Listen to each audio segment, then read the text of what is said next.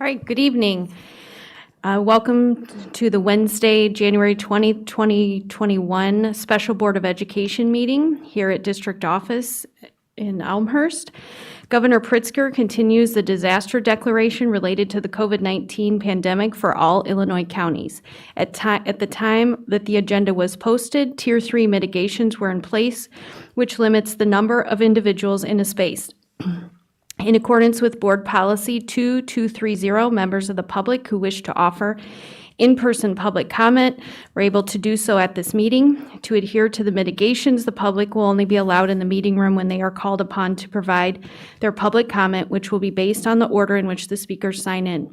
A sign-in sheet will be available at 5:45 p.m. in the entrance to the building until 6 o'clock. In accordance with Board Policy 2230, members of the public will be allocated up to 3 minutes per speaker. The board president has set 30 minutes as a length of time for the public comment section of this meeting.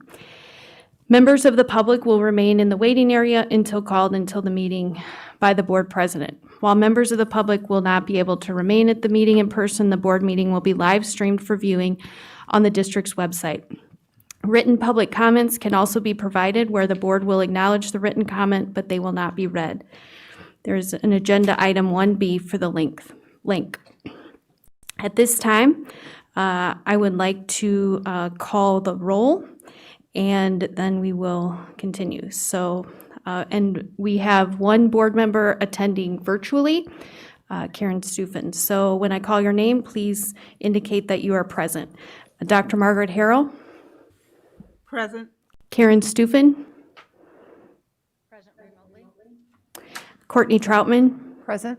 Chris Kaczynski? Present. Jim Collins? Present. Beth Hostler? Present. Okay. All right, we have all board members present, and at this time I would ask that you stand for the pledge. I pledge allegiance to the flag of the United States of America and to the republic for which it stands, one nation, under God, indivisible, with liberty and justice for all.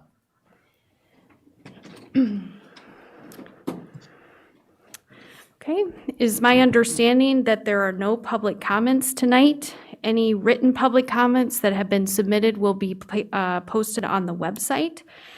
And at this time, we're going to move on to reports and presentations. And I just wanted to begin and just give a little bit of context as we start this work. Tonight we begin the work of securing the next leader for District 205, which is one of the most important responsibilities of the Board of Education. Evaluating and choosing a search firm to support the board in its work to secure a leader is the first step in a rigorous process as we prepare for the next chapter in District 205. The work that we do together happens here at the board table and is a public process. It can be lengthy, feel a little messy, and at times appear disorganized while the 7 of us with varying education, backgrounds, professions, and values work towards solutions to best serve both our school community and our greater community who sacrificially supports our schools. To give a little context to our board members as well, Mr. Collins has historical experience, having been a part of 2 superintendent processes, and Dr. Harrell and Mrs. Stufen have insights, having been a part of the previous hiring process. All of us bring our experiences as longtime community members, parents of students, and diverse professional backgrounds to this effort. And as we work through the search process, we are committed to ongoing regular communication and updates for our community. There's no question that we all care deeply about our schools and are looking forward to a renewed sense of community as we begin this process tonight. And so with that, we are going to begin hearing presentations from 3 search firms. They will each give a short presentation, give an opportunity for us to answer questions, and then we'll take a short break, and the next one will come in and do the same thing. And then at the end, the board will discuss. So with that, I'm going to turn it over to the first search firm and Mr. Max McGee, and he will introduce his firm and begin their presentation. Thank you. Absolutely. Well, thank you so much. We are so excited to be able to present to you tonight, and hope that by the time we end this presentation and answer any and all of your questions, that you will entrust us in this critically important endeavor as we set out to work with you and for you to find the superintendent who will be the perfect fit for the most important people in education today, and that is your students. In our preparation, you're going to see plenty of them peppered throughout the handout. I did want to begin introducing members of our team. Our lead will be John Perdue, and I'll ask John to introduce himself. We just finished a search together. John and I worked on one in Maplewood, Richmond Heights, a high-achieving district just outside of St. Louis. John? Thank you, Max, and good evening. Thanks for having us here tonight. Again, my name is John Perdue, retired school superintendent, spanning 45 years. Most of my work was in Bettendorf, Iowa, and the Iowa Quad Cities, where I held virtually about every position there was there, and left as superintendent and came to Glen Ellen, District 89, and was 11 years there as superintendent. Kind of a recent retiree. I retired 4 years ago and have had the privilege of working with HYA on searches. So I hope to bring this experience I have to mirroring that work to really recruiting the best qualified candidates we can for you. So thank you. Thank you.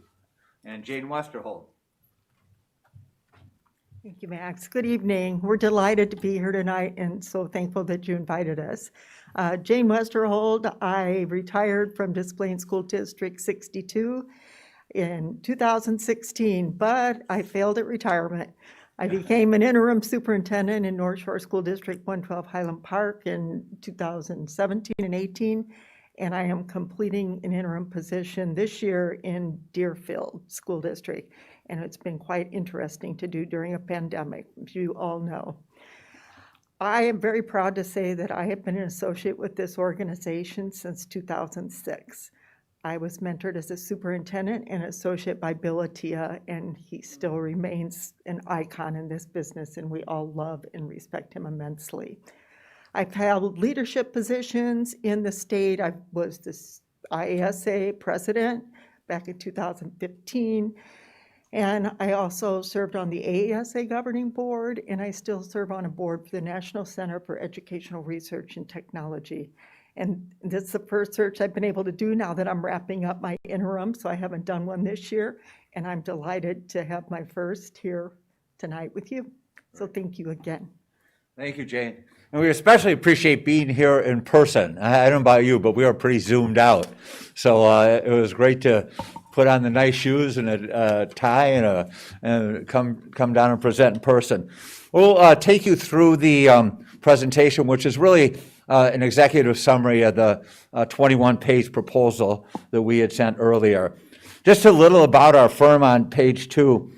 We have a long history of serving districts. We've completed over 1,400 searches, and this will be the team with whom you work. John and Jane will take the lead, and I will help in the interviews, the survey analysis. That's all laid out in your proposal. But again, our team is here to search you.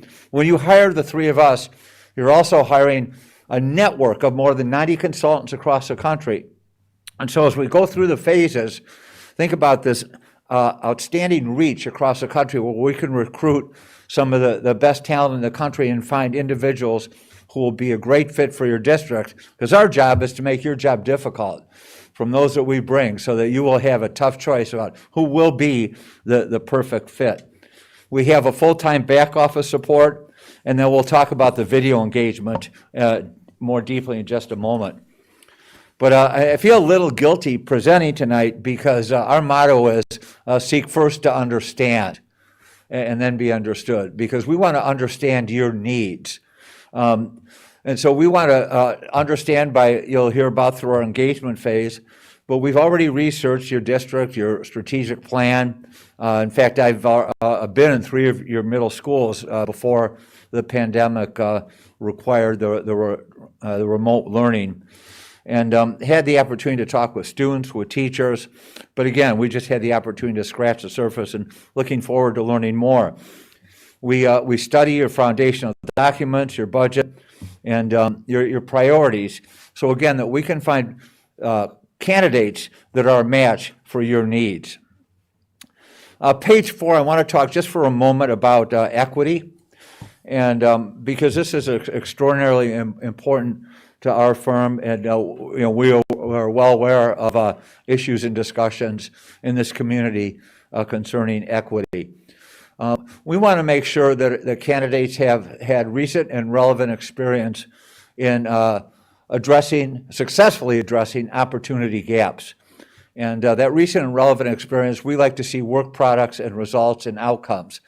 In addition to test scores, outcomes in addressing disproportionalities, graduation rates, access to extracurriculars across the board. We just did a pro bono placement for the executive director of the Alliance of Latino Administrators and Superintendents, and one of our consultants, who is actually from the area, she lives in Oak Park, served on the executive board of the National Association of Black School Educators. So we have this great network where we can reach out across the country to recruit a diverse slate as well. Page 5 is coping with COVID. And little did I know, I did a search in Glendale, California in 2019, February of 2019, and we talked to them about doing a virtual community forum. How can we bring, this is a district of 26,000, how can we get all these people in? Let's do it virtually. Well, we did it virtually with an Armenian translator, a Mandarin translator, and a Spanish translator. And it was a success. I said, well, we're on to something here. Little did I know that a year later, this would be the coin of the realm. And we would be doing actual searches that are all mostly virtual and very little face-to-face. So, of course, we do the presentations, we do recruiting, we do the screening interviews. We do one-to-one individual interviews with board members, with others that you want. You'll hear more about that in a moment. Focus groups. But where we've been, our most recent success has been with community forums with the final candidates. And in fact, I just finished a search last Friday in Blaine County, Idaho. That's a Sun Valley area of Idaho. And the two finalists, we had community forums, again with Spanish translators. Each candidate made a presentation. We had open Q&A and chat from the community. We had 122 community members on one night. The second night was for staff, and we had about 100 staff members on. So we're used to orchestrating these community forums and collected feedback on a Google form, and the board, who we're using it as a reference, will tell you what a difference it made to them and how it really informed their final decision. With that, I'm going to turn this over to Dr. Perdue, who can walk you through exactly what we hope to do with you and for you throughout this process. So all yours, John. Thank you, Max. We're on page 6 of your handout here, and just looking at the search process overview. This is one of HYA's hallmark processes, and in our effort to get to know you and to understand District 205. What we're going to lay out for you tonight here are 4 distinct processes in our search work, and some of this is fairly standard, but all of it you need to understand is customizable to your needs. Should you award us your work, we will have a planning meeting with you where we can begin to sit down and customize these steps a little bit further. So I'm going to have Jane go through the engage phase and the recruit phase, and then I'll pick it up with the select phase. Jane?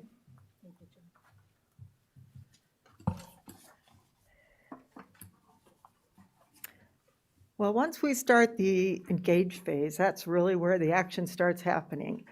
We begin by having a planning meeting with the Board of Education, and as a result of that planning meeting, we really end up with your search.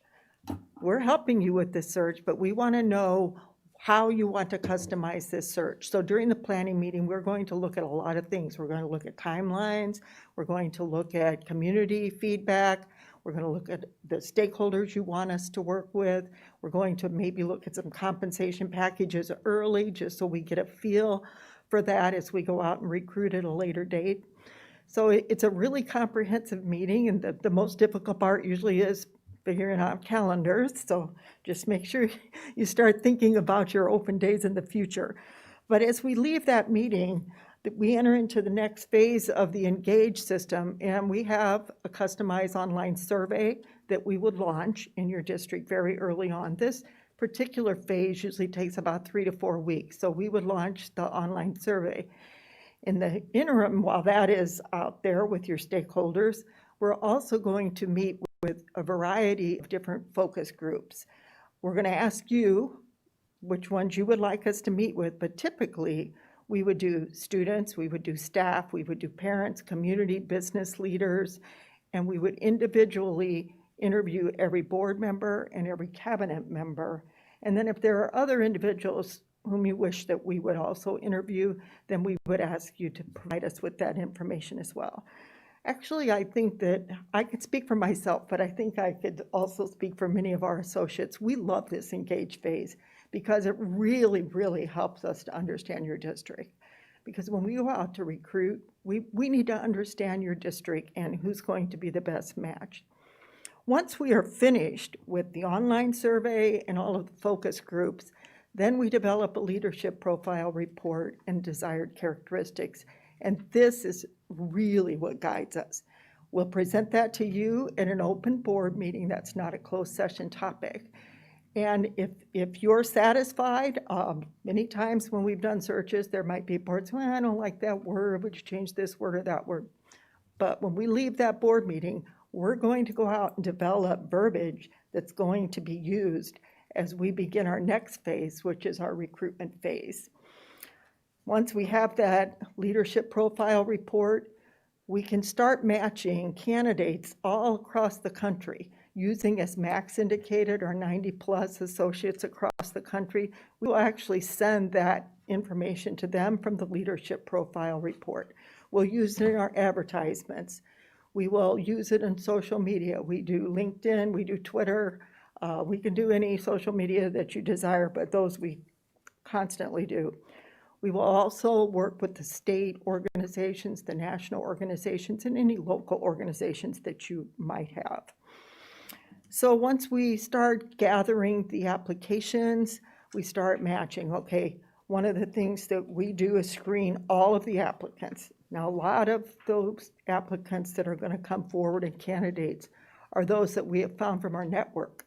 We may have a superintendent in California who's an associate say, you know what, I have an amazing candidate here who matches your profile, and they want to move to Illinois. This happens all the time, more than you would think it does. So we also do something I think that's a little unique. All of our candidates that we think that match the qualifications and the leadership profile, we face-to-face or virtually interview them. We don't do the phone screenings. We feel it's really important to have that connection. So once we have developed all of these candidates that we think are going to be the best for your district, then we start doing our own background search. We will check their Google, we will check social media. We want to make sure that there's nothing that's going to embarrass you or us in this process.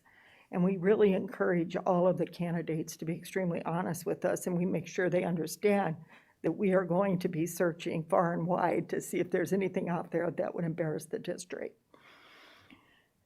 Then, after we've done all that, we develop a slate. Now, every board has a different opinion about how many people they want us to bring to the slate. It usually ranges from 5 to 8. It can be different. It's really up to you, and sometimes it's up to the pool as well. We might come to you and say, you know, we have 5 really, really great candidates here, but there's a 6 and 7 that you might want to take a look at. So we'll ask you that in the planning meeting, but we'll ask you that again when we get closer to the slate time. And then I would like to point out to you one of our greatest resources for attracting candidates. If you look on page 10, that is our website. Our website is unique also in that not only do we post the positions that HYA is working with the boards on, we also post other vacancies from other competitors, other firms. So when people are looking for a position, they come to our website because they know we have all of these vacancies, but the vacancies that we are working with, the school districts that we are working with, will be the lead. So for example, Elmhurst 205 would end up being at the top this spring when you open our website.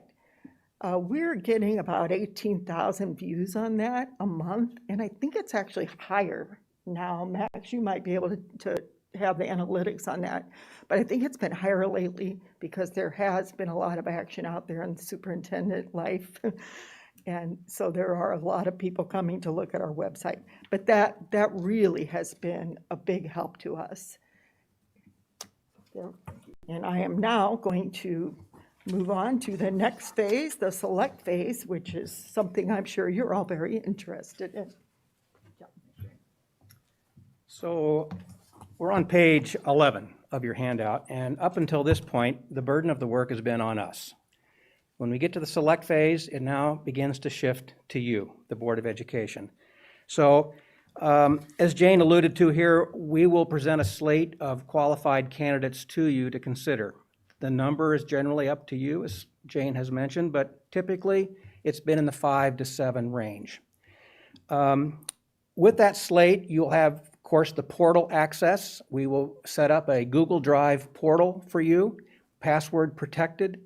We'll be able to put in all the documents that we've been working on along the way, including the leadership profile and any other meeting notes that we've had with you. We'd like to send you weekly or bi-weekly, frequently written communications from us to say, here's what we're doing, here's the progress. So those will all be in there as well. Also in the portal, when we get to the select phase, will be certainly the slated candidates' application materials. We like to consider ourselves a green organization and try to minimize the paper, albeit tonight we're back to some old technology. With the slated candidates, we will give you a one-page summary of their work history, what references have generally said about the candidate that we've discovered, and why we recommend the candidate. And that's a good overview of each slated candidate for you to consider as you look at the application materials.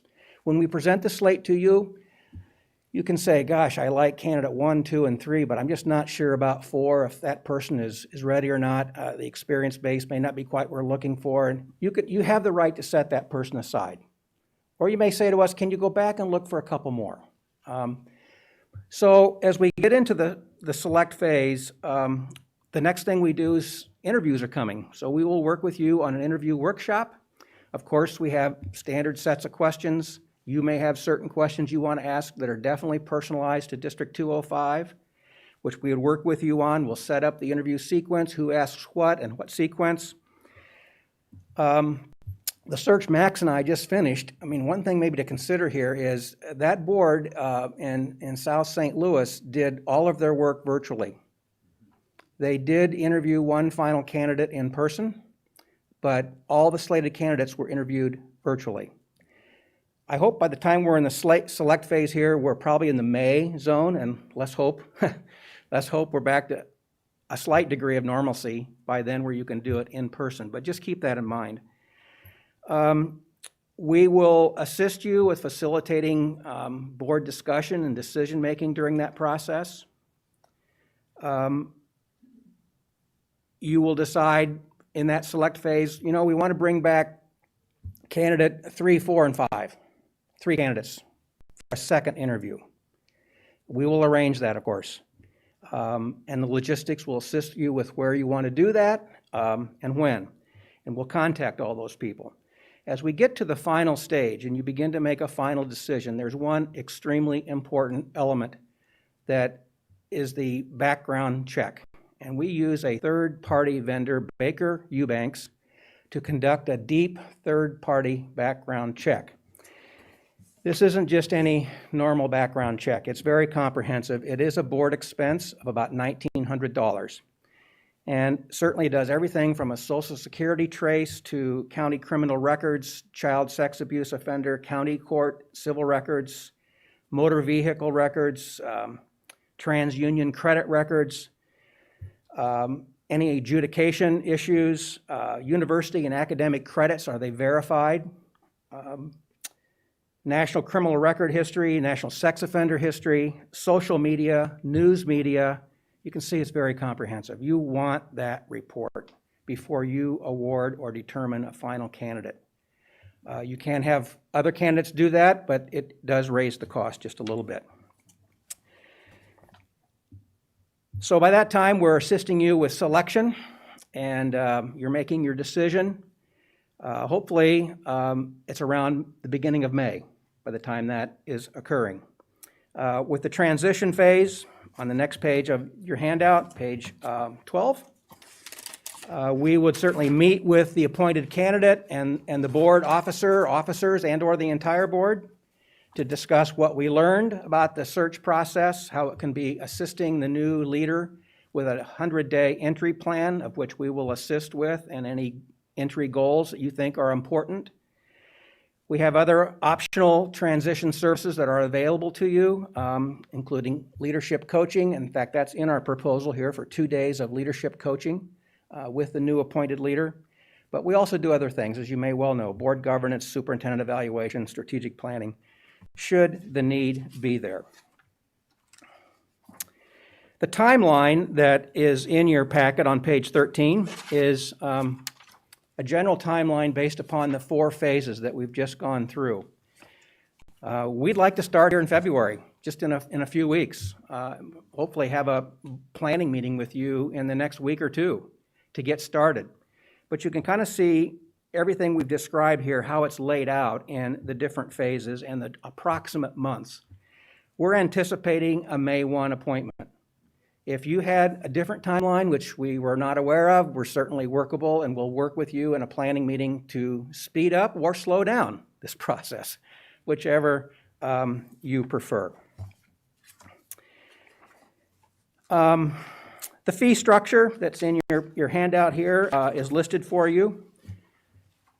And it is fully inclusive of the work of our consultants and the search process and all the extras that go along with our work. Additional costs to the board would include any national advertising past what Jane has described on our website and Twitter and social media accounts.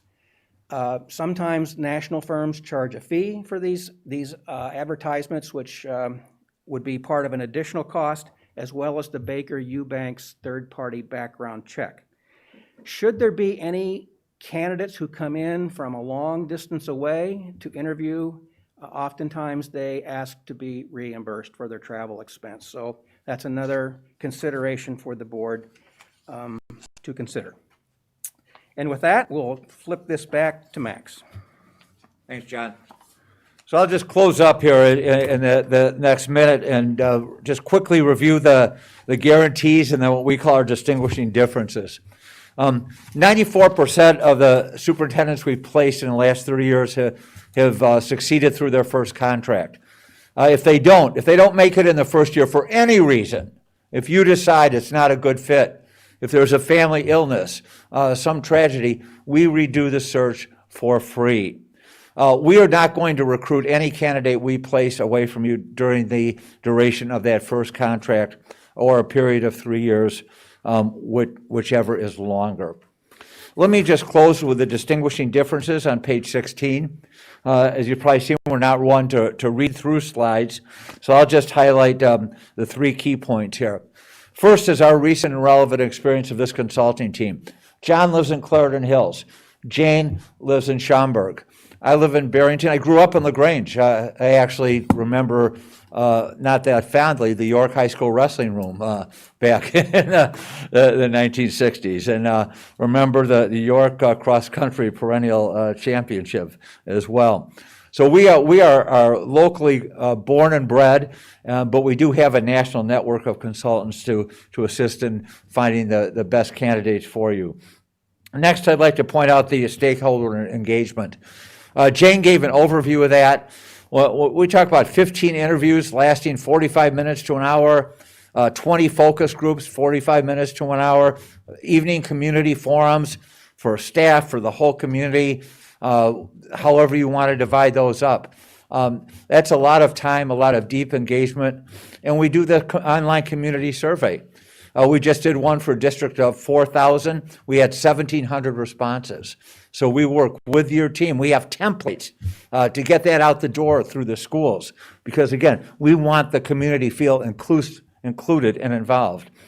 And finally, our experience and expertise for interviews, focus groups, forums, and We got the leg up on a head start, and we've had some fun with this and have been able to work and you name it, Microsoft Teams, Cisco WebEx, Google Meets, Zoom. But our final goal before we turn to the questions here is just to reiterate that our job is to work with you and for you to identify a slate of candidates, to bring you a slate of candidates, one of whom will prove to be the perfect fit for your students, your staff, your parents, the greater community, and one who will work with you as a true team for the sustained progress, sustained success, and even improvement of Elmhurst District 205. Thank you. All right, thank you. Okay, so I know there's time for questions, so maybe I'll start with Karen. Do you have any questions?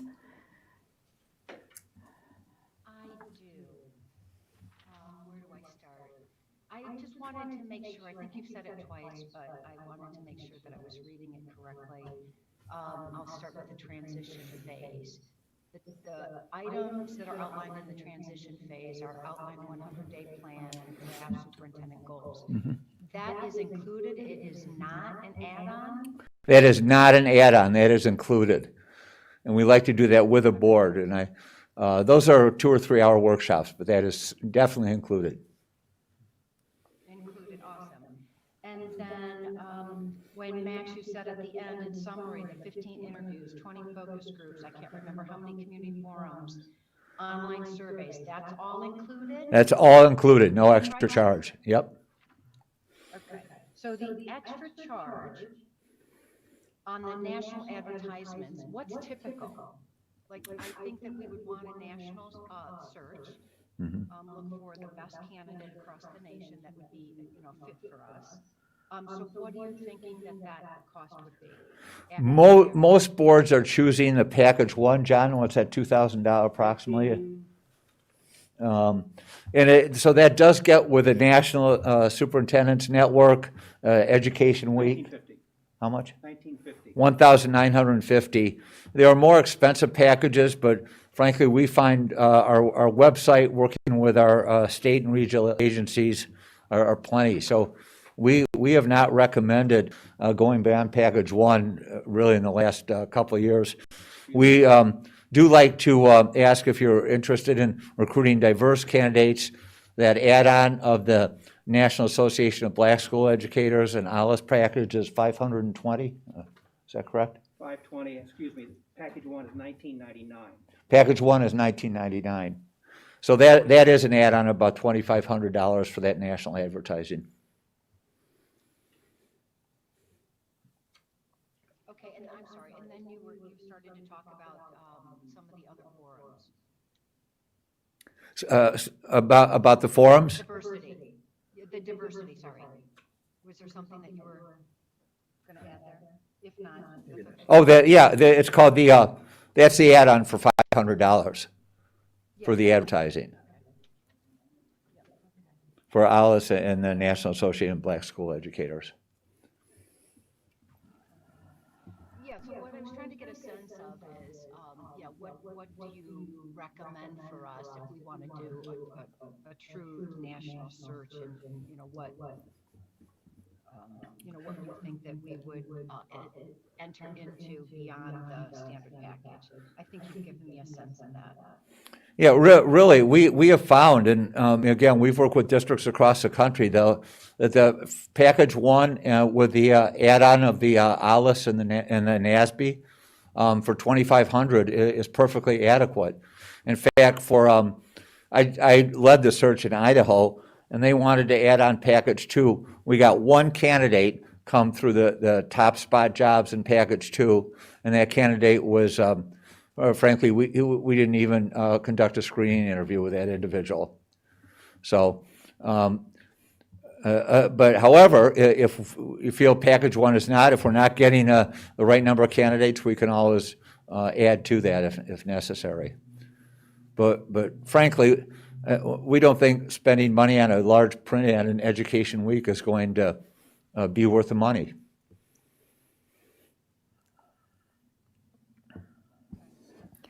Is that it, Karen? Yeah. If I could just give you an example, I know one a district in your conference, Lyons Township High School, is just, they're a few months ahead, they got an earlier start. But they just used package one and the NASB, what we're talking about. They had applicants from, I think, 8 different states, and they ended up, I think, only slating one out-of-state candidate. But they, anyway, they felt, I guess, I don't know if you call them competitors, but that was adequate for their job. Thank you. Okay. Chris? Yeah, I just had a couple quick ones. First, if you could just give a general estimate for your organization, how much of your business is executive search versus other consultancy services? I'm sorry, I'm having difficulty. Did you hear that? I didn't hear the question. I'm going to ask it. How much in HYA do we do with executive searches as opposed to other services? Probably 90% executive searches. We do some strategic planning, we do some social emotional workshops and support for that, but about 90% searches. Okay, thank you. And then what percentage of searches for superintendents to begin next school year do you think have already been completed at this point? Where would we fall sort of on the range with this timing? Probably middle of the pack. Some got an earlier start. We were just talking, we're getting requests for proposals at the rate of about 2 a day from across the country. So you're ahead of those. But as John said, we can get somebody by May 1st and probably by mid-April. We've built into the timeline 3 sets of interviews. Some boards are going right from the slate, the first round, down to 2 or 3 finalists, and that cuts out about 2 weeks. So you're really in a good spot right now. You're not behind the curve at all. I mean, those that got out ahead of you, their superintendents announced their retirement, earlier in the year. Sooner, okay.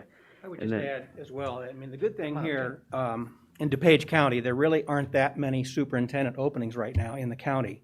So from that point of view, competition-wise, of people who might look at this district and/or other districts to be in competition with, I think you're in a really great spot.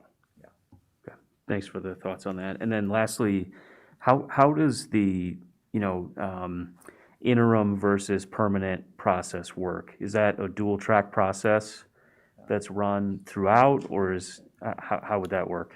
Our goal is to find you a permanent superintendent, but I'm going to ask Jane, who is currently an interim superintendent, just to talk about how that works from your perspective. So, Thank you. Well, the last 2 positions I've been in Highland Park and Deerfield, I served as the interim while searches were being conducted. And, I kind of removed myself from that. I know there are different philosophies on that, but I think for the most boards would probably prefer that the interim superintendent not be heavily involved in that because it could appear that there might be some conflicts of interest.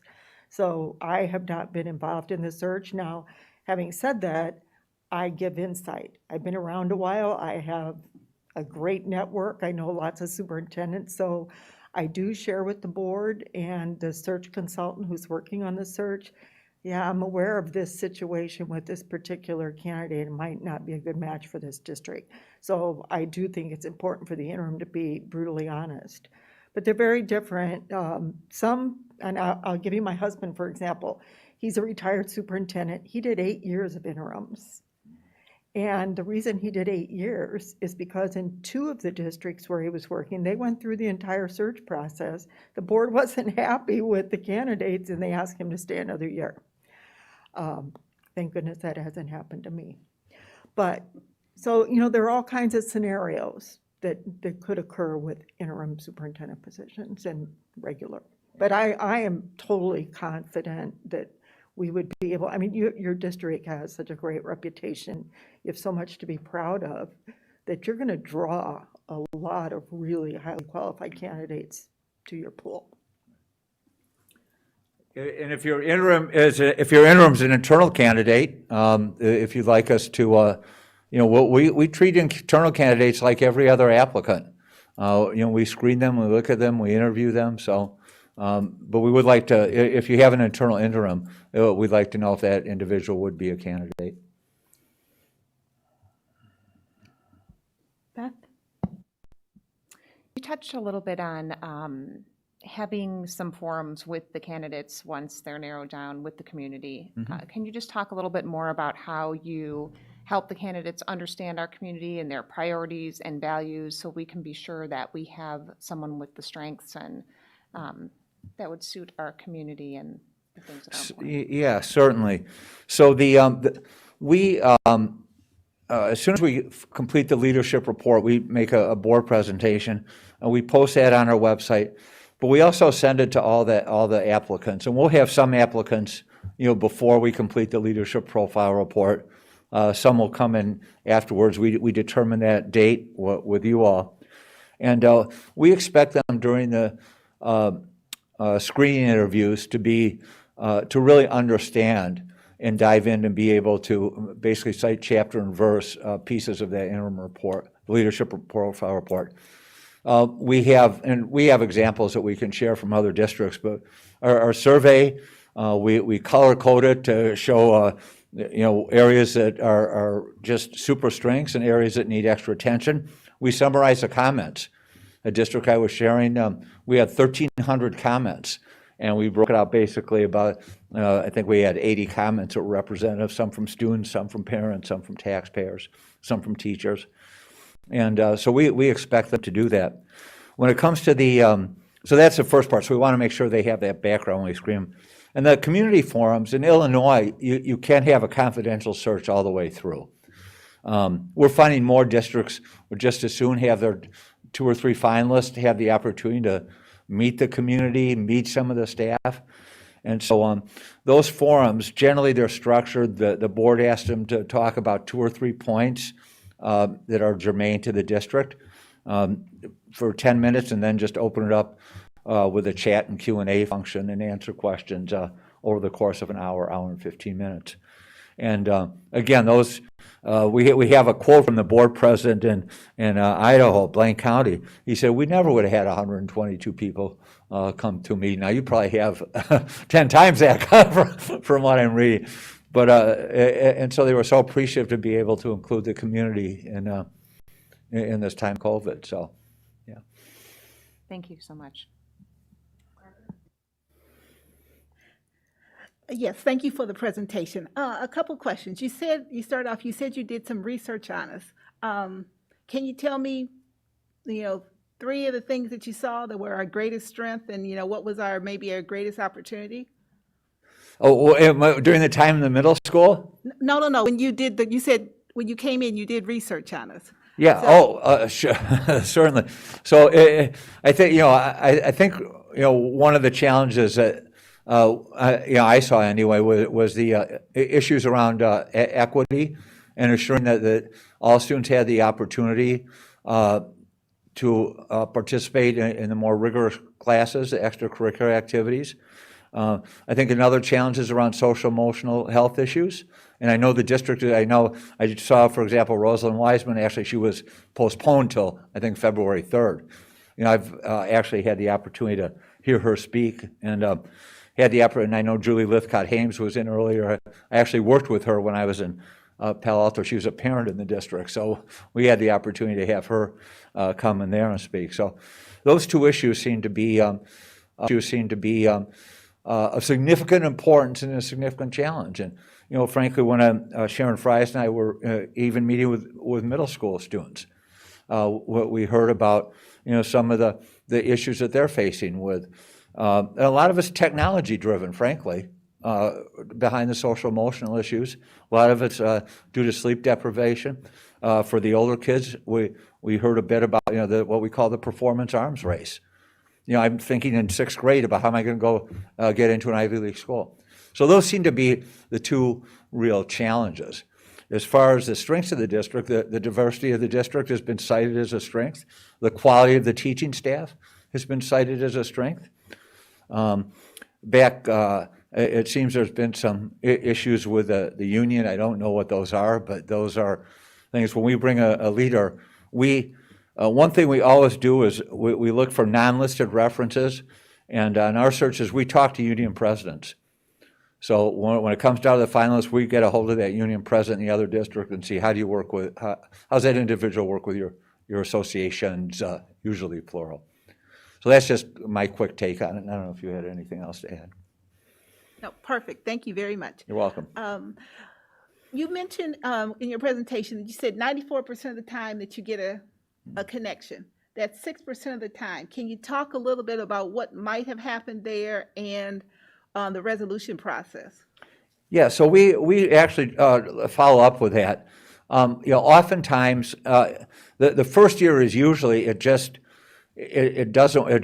proved not to be a good fit, or it was a family issue with health, or the spouse was not satisfied for whatever reason, and oftentimes that comes from just not making sure the candidates get into the district, and that the spouse or partner, whoever, significant other, is treated as part of, the leader's team. That's really important. Otherwise, it's usually a change in board election in the second or third year. If there's a board election and it may be a caucus slates a group or whatever, there's a change in political dynamics, and that happens. I mean, we've had a turnover in 3 years with some of these 5-member school districts we work with out west. They'll turn over 4 board members in 3 years. And so 3 years down the line, or 2 years even down the line, the hiring board, there's only 1 person left on the board. And so that happens. Boards certainly have that right. And but that's almost all as a reason. Seldom do people jump jobs, and we don't recruit anybody away from a district.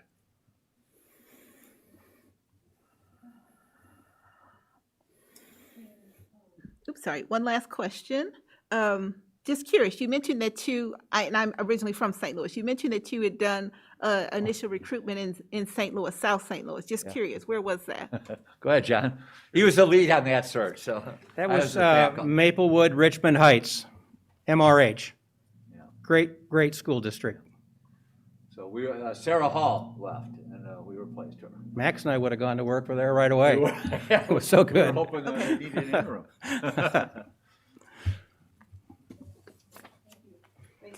Okay, anything? Okay. Oh, yep. I have 4 questions for you. First, give us a little advice. We have an election coming up on April 6th, and 3 of us may not be here after that. You're talking about a timeline in the May 1st through 30th. New candidates probably get sworn, new elected people probably get sworn in, last week of April. And then we're asking them to vote on a new superintendent that they haven't met. Yeah. What do we do? Yes, as I recall the election sequence here in DuPage, your elections are in April, mid-April? April 6th. 6th, thank you, early April. So this you're right, this is going to cross over. The slated process, just as we get into slated and finalization of those candidates, is going to cross over by the time any new board members takes their seat. So what we've done in the past is we worked with you as well as board candidates who are running and or having been elected, depending on where that timeline was, with a non-disclosure agreement, confidentiality agreement, which you all would be signing as well for these candidates, to bring them into the interview process. They could come in as an observer until they're seated as board members, or you could give them the ability to ask questions and introduce them as these are newly elected board members. It kind of depends on when the timeline of all this just crosses over, but you're exactly right. We're right through that zone. So we've done both ways. So do you feel that that is a better strategy than taking a few weeks off the process? I don't know if it's better. It's one strategy. But you are the board. It's your charge. So again, we will work with you to meet whatever timeline you determine.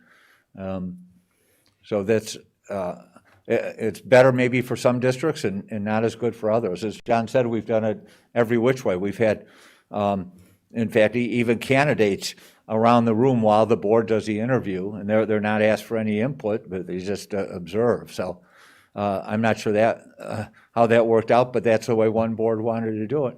And we've had others just say, this is our job, and we're going to make the decision now. We worked with a Birmingham School District in in Michigan, Birmingham Bloomfield Hills, kind of a similar district, affluent, highly achieving, highly engaged. And they had 3 seats up at that time, and they said, we're just going to make the decision. And candidates came in, or the board was seated literally the next week. So whatever suits you best, we will, again, we work with you and for you. We can advise you, but I'd like to know more before saying what's best for you. Okay. My second question is, what makes you more effective than your competitors? I think, that page of distinguishing differences, one is the level of engagement and the depth and breadth of the engagement. The fact that we get this kind of community inclusivity so that the community feels they have been heard. That's one. Second is the vetting of the candidates. We have changed our process. So we have a back office that helps us vet. And so we do social media, news media, but we also do posts, we also do profiles, we also do images. And it's kind of funny, but our firm was placing a leader for District of Wyoming, and they found on a Google image he was a championship competitive poker player. I don't know if that's good or bad, but that's an image that came up on the search.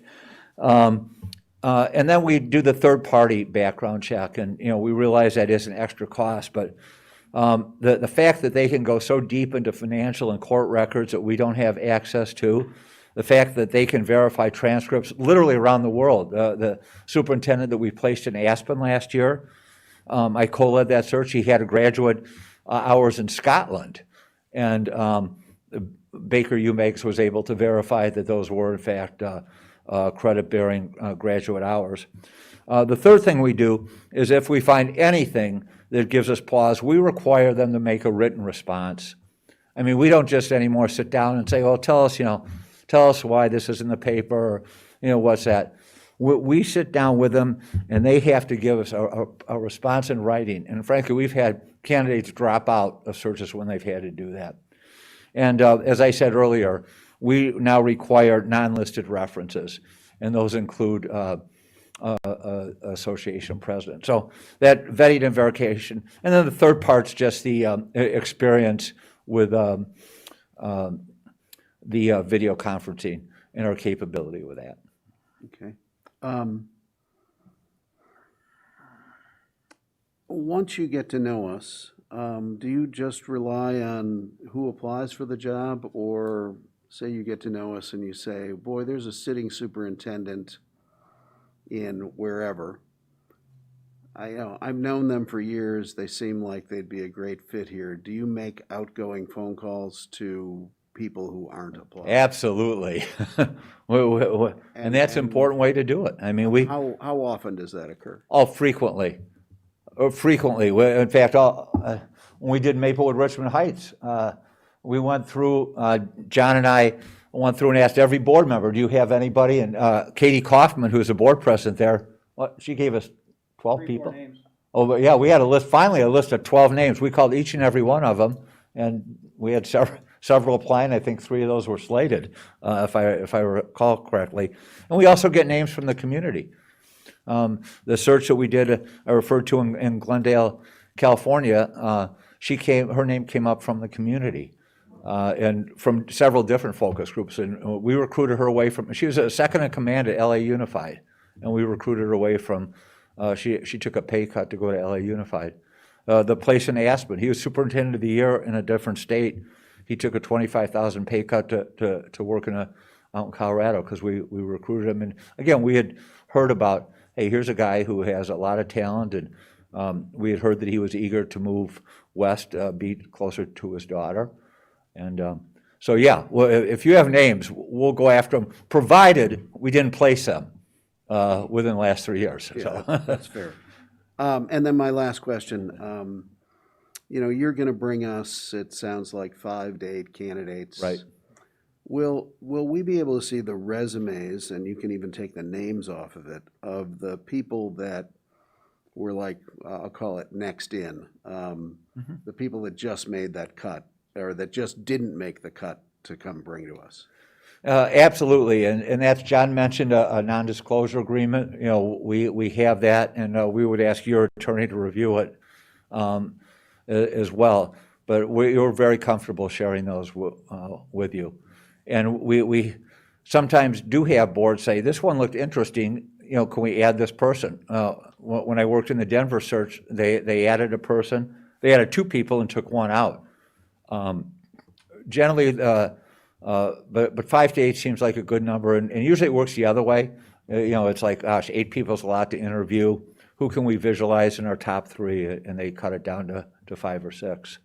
But certainly, we would welcome that, give you that opportunity. Again, we put this in a shared drive, so you have access to it. Okay, thank you very much. You're quite welcome. Okay. All right. Well, and my questions have been answered already, so I want to thank you for doing the presentation, and we will be in touch in the upcoming days. Great. Well, this is your team, and we really look forward to serving you, and thank you for your time, and look forward to hearing back from you. Thank you. Okay. Thank you so much. Thank you. All right, so we'll take Thank a you, Kara. quick break and then the next one.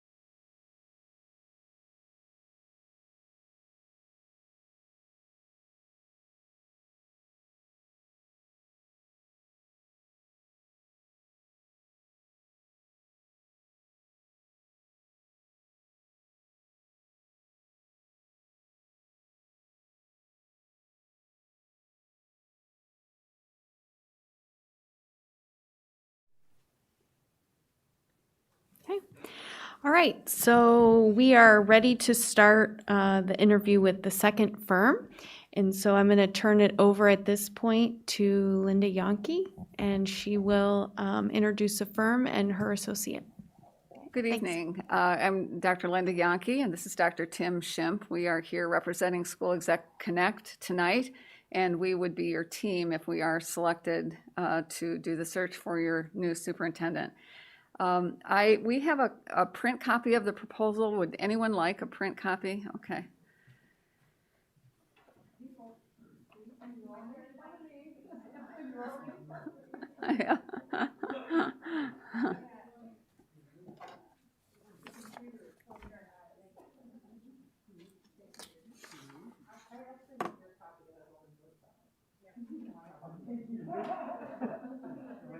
Okay, so tech.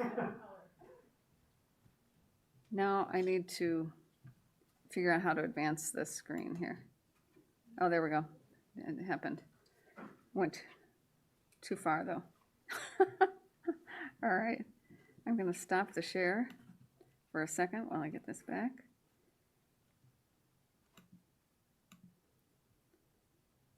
And all right, now back to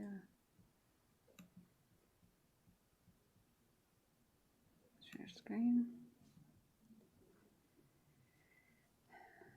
Where is it?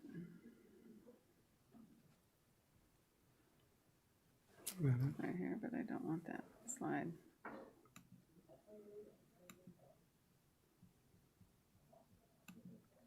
I want to do that. Can we just backspace it?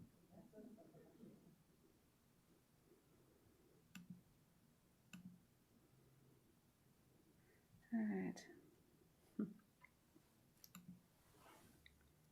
Okay, there we go.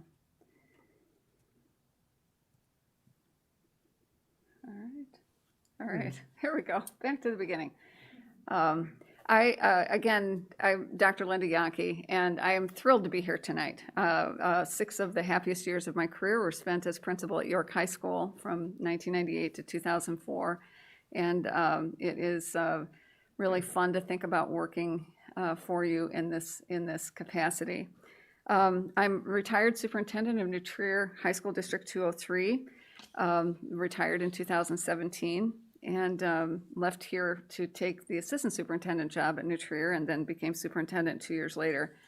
I was a high school principal for 12 years in 3 different districts and all unit districts. So the only experience I had working in a high school district was when I was at New Trier the last 13 years of my career. I was an English teacher. I still maintain memberships in professional organizations for superintendents, principals, Illinois, and national Superintendents Association. And I started working for School Exec Connect in the year after I retired.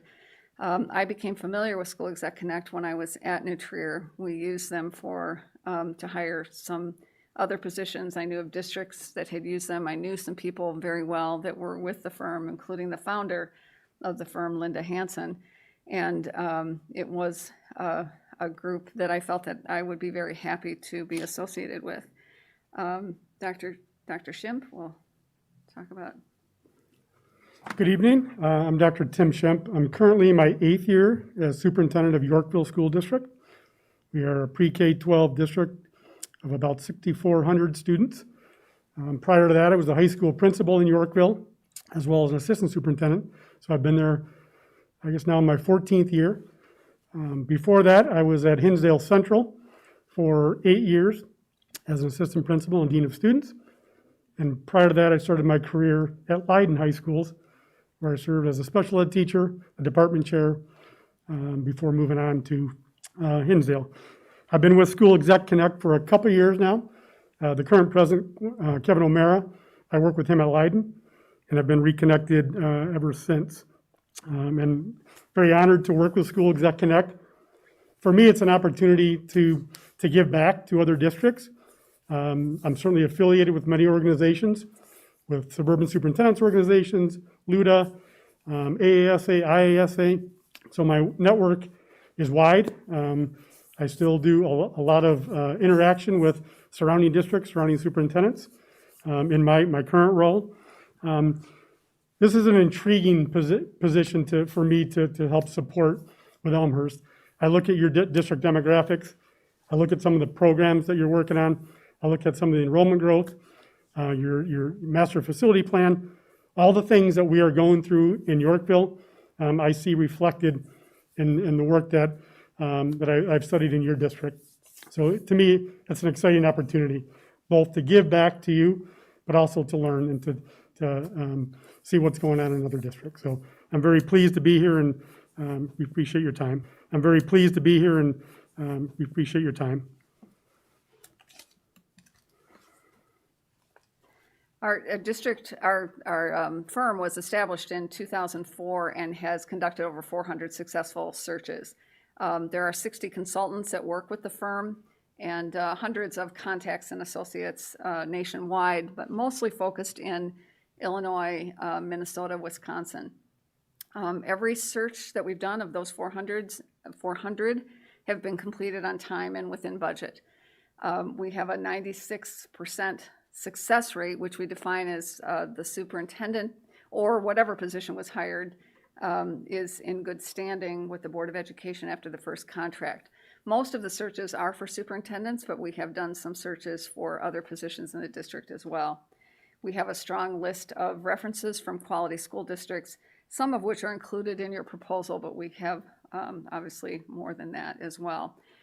So our plan for you in beginning your search in January, we are confident that we can find a good slate of candidates for you to interview this winter and early spring. This is just kind of an overview of the search process of opening the search, which begins when you decide what firm you're going to work with. And then the first and very important part of the process is creating the new superintendent profile, which is done through extensive community engagement. We do, I'll save this till the next slide that goes into more detail, but creating the new superintendent profile is done through community engagement and listening to people, asking basically, what do you think is right about your district? What do you think are some challenges in your district? What qualities would you like to see in a new superintendent? And what are the things that you think are the most important for a new superintendent to focus on? We begin recruiting right away. We don't wait for that to be finished to start. So even though these steps look sequential, they're often overlapping. And we begin recruiting, developing a candidate pool, encouraging people to apply, and in addition to whatever advertising you decide to do, we make a lot of phone calls. Then we would present a slate to you probably in early March. And again, a final timeline would be decided with you if we are selected. Then there is a process. So the first part is heavy work on our part with the community engagement, developing the profile, getting that approved by you, interviewing, doing some pre-screening and interviews. And then the board does an interview with a slate that we present to you. And then you narrow it down to usually about 3 finalists. And then that goes to stakeholder interviews and a second board interview. So in a little bit more detail, the search plan starts with a letter of agreement once you decide if we were selected, and then a planning meeting. That's a very important meeting for everyone for us and you to be on the same page about timeline, dates. We get specific dates and times and a schedule for you so that you can plan when you're going to do the things that you need to do. For the community engagement, we interview board members, conduct focus groups and open forums. We do an online survey. I was involved in 3 searches this fall, and the surveys, we did all Zoom. Everything we did by Zoom, and it worked out very well. We had large numbers of participants in focus groups. And the survey, one of the districts had 800 and more respondents to the survey, which was very good. Then after all of that work, we put that together. We look for themes. We develop a new superintendent profile. which is really a list of qualities of what you are looking. It's not a job description, but it is a list of what does Elmhurst District 205 need right now in the next superintendent. And that profile that we present in an open meeting, they're all public meetings, an open meeting, and talk about that. You can make comments and make any adjustments if you want to. We ask for you to approve that because that's very important. We use that. We want you to publish that on your website and to your community. They can see then the input that they had in developing that profile. I often have people say, hey, I see reflected what I told you in the focus group or in my interview. And then we use that profile as we're recruiting. We're looking for a good match for you and what you need right now. And we also use it to develop interview questions for our first screening interviews. And we advise that you use that profile, that you haven't, we literally have it on the table in front of us when we interview candidates to make sure that the questions we're asking are getting at the qualities that you have identified are important to you. Then we present a slate to you that would likely be in early March. It's usually between 5 and 7 candidates. That's phase B. And then this, again, you have to list things sequentially, but the advertise, recruit, attract starts in January. It's not after we're done with the profile, it starts right away. And then we conduct screening interviews February and March. We do an initial background check of the candidates. We check some references, and we present that slate to you of 5 to 7 candidates. Again, our goal would be early March. Then we offer a board interviewing workshop, and it depends. Sometimes boards have had more experience with hiring superintendents and may not need as much guidance.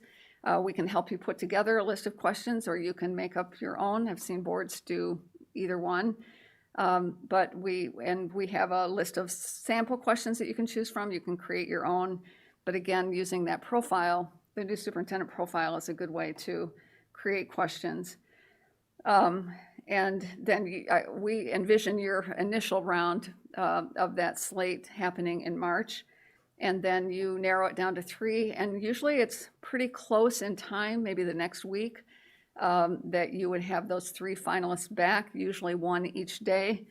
And that's normally when we, districts, it's of course up to you, but normally involves stakeholder groups. You might have a group of teachers, a group of administrators, a cabinet, building administrators, parents, whatever you decide that you want to have happen, whether it's one big stakeholder group, a number of smaller groups. But the stakeholders then provide feedback to you. They're not there to to rate the candidates or select their favorite, but to give you feedback on the candidates as they interview them. And then we recommend an evening-long session with each candidate and the board, often beginning with the candidate doing a presentation. Superintendents do a lot of presentations, so it's nice to see what their presentation skills. We usually recommend that you give them their choice of what to present about, and that's always interesting too, to see what subject they choose. And then if appropriate, now during COVID, we're not eating together very much, but sometimes a dinner together is nice. And then another final formal interview of an hour to an hour and a half on that night. Tim, this is just kind of another overview. So as a broad overview, you see the steps that we're going to take throughout the process. I think a few things to be mindful of. We do suggest that any internal candidates are treated much like every other candidate, that they would apply through the school exec website. We'd obviously post everything on your website, but it would come through us. And that helps, one, for us to be able to vet the candidates, but then 2, to avoid any FOIA issues with the board and or any of the candidates that are applying.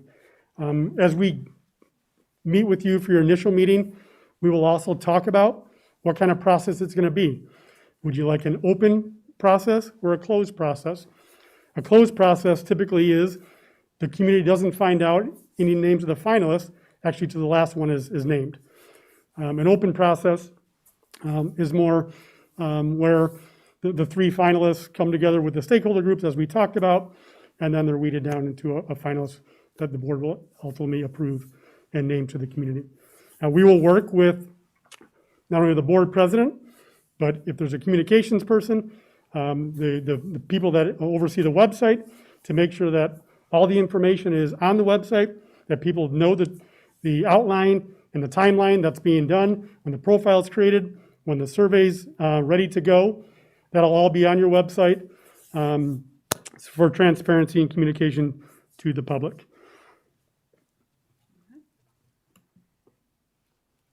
Yes, you too.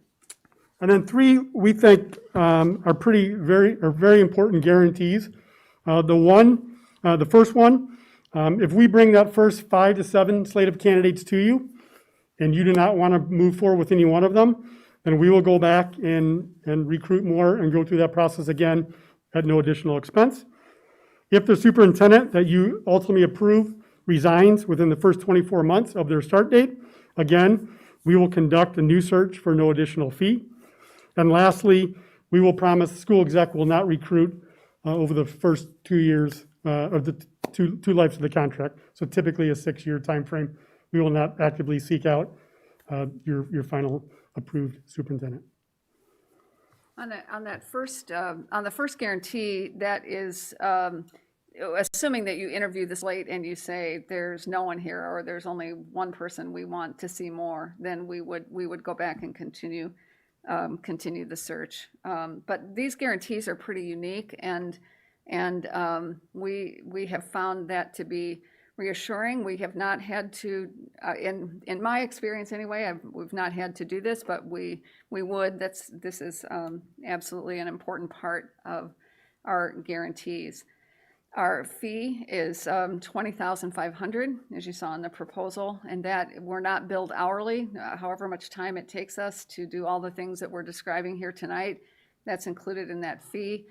Expenses, there is some secretarial support that we have for our website and for getting out advertisements and doing some things for us that there is included. It's a small amount. And then our travel, if we, depending on whether we're still doing Zoom and if you want a printed copy of the slate and all their information, there is some printing cost there, a couple of $100s or several $100s. But we see the expenses of not to exceed $2,500. I've never been in a search that was much over $1,500, if that.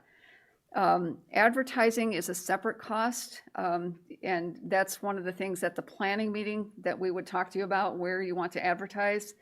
And the cost range, it depends on how many places or what you want to do in terms of advertising. The maximum we've seen would be $1,800, and it can be less than that, significantly less than that if you decide not to advertise as much. But we can, again, if we get to the planning meeting process, we can talk about that. If you decide to do a background check on your selected candidate to be the new superintendent, a deep background check, that is an additional cost that you would absorb as well. We do reference checks. We do, some background check, but we don't. This is from a professional firm that does that. We recommend that. So another way to look at the Yeah, and this timeline. obviously it's an aggressive timeline, but something we believe is very realistic. Lynn and I have both had an opportunity in other searches to see there's a lot of quality candidates out there looking for jobs, and certainly we believe that Elmhurst is going to be a very attractive position for a lot of people. You have a lot going for you. You're doing many innovative and progressive and forward-thinking programs and initiatives.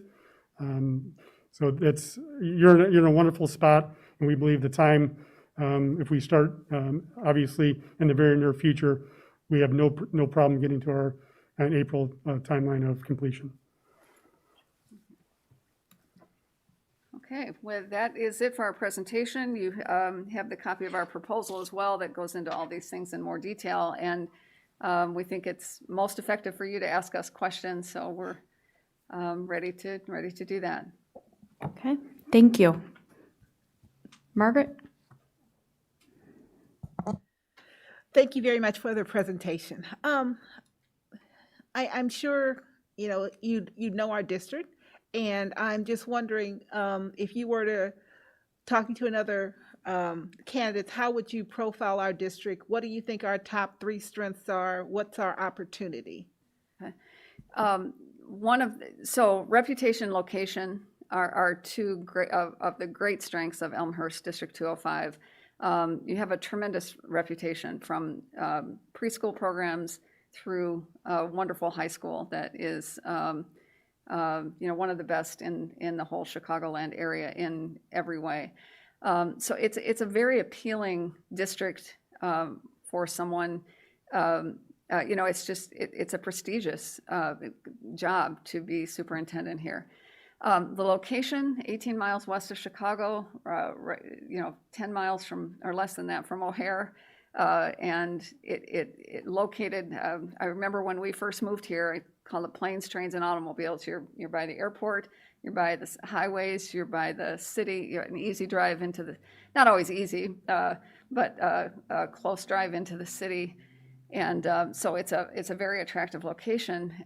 There's a very reputable, strong teaching staff, and I think the teachers are a strength of this district as well.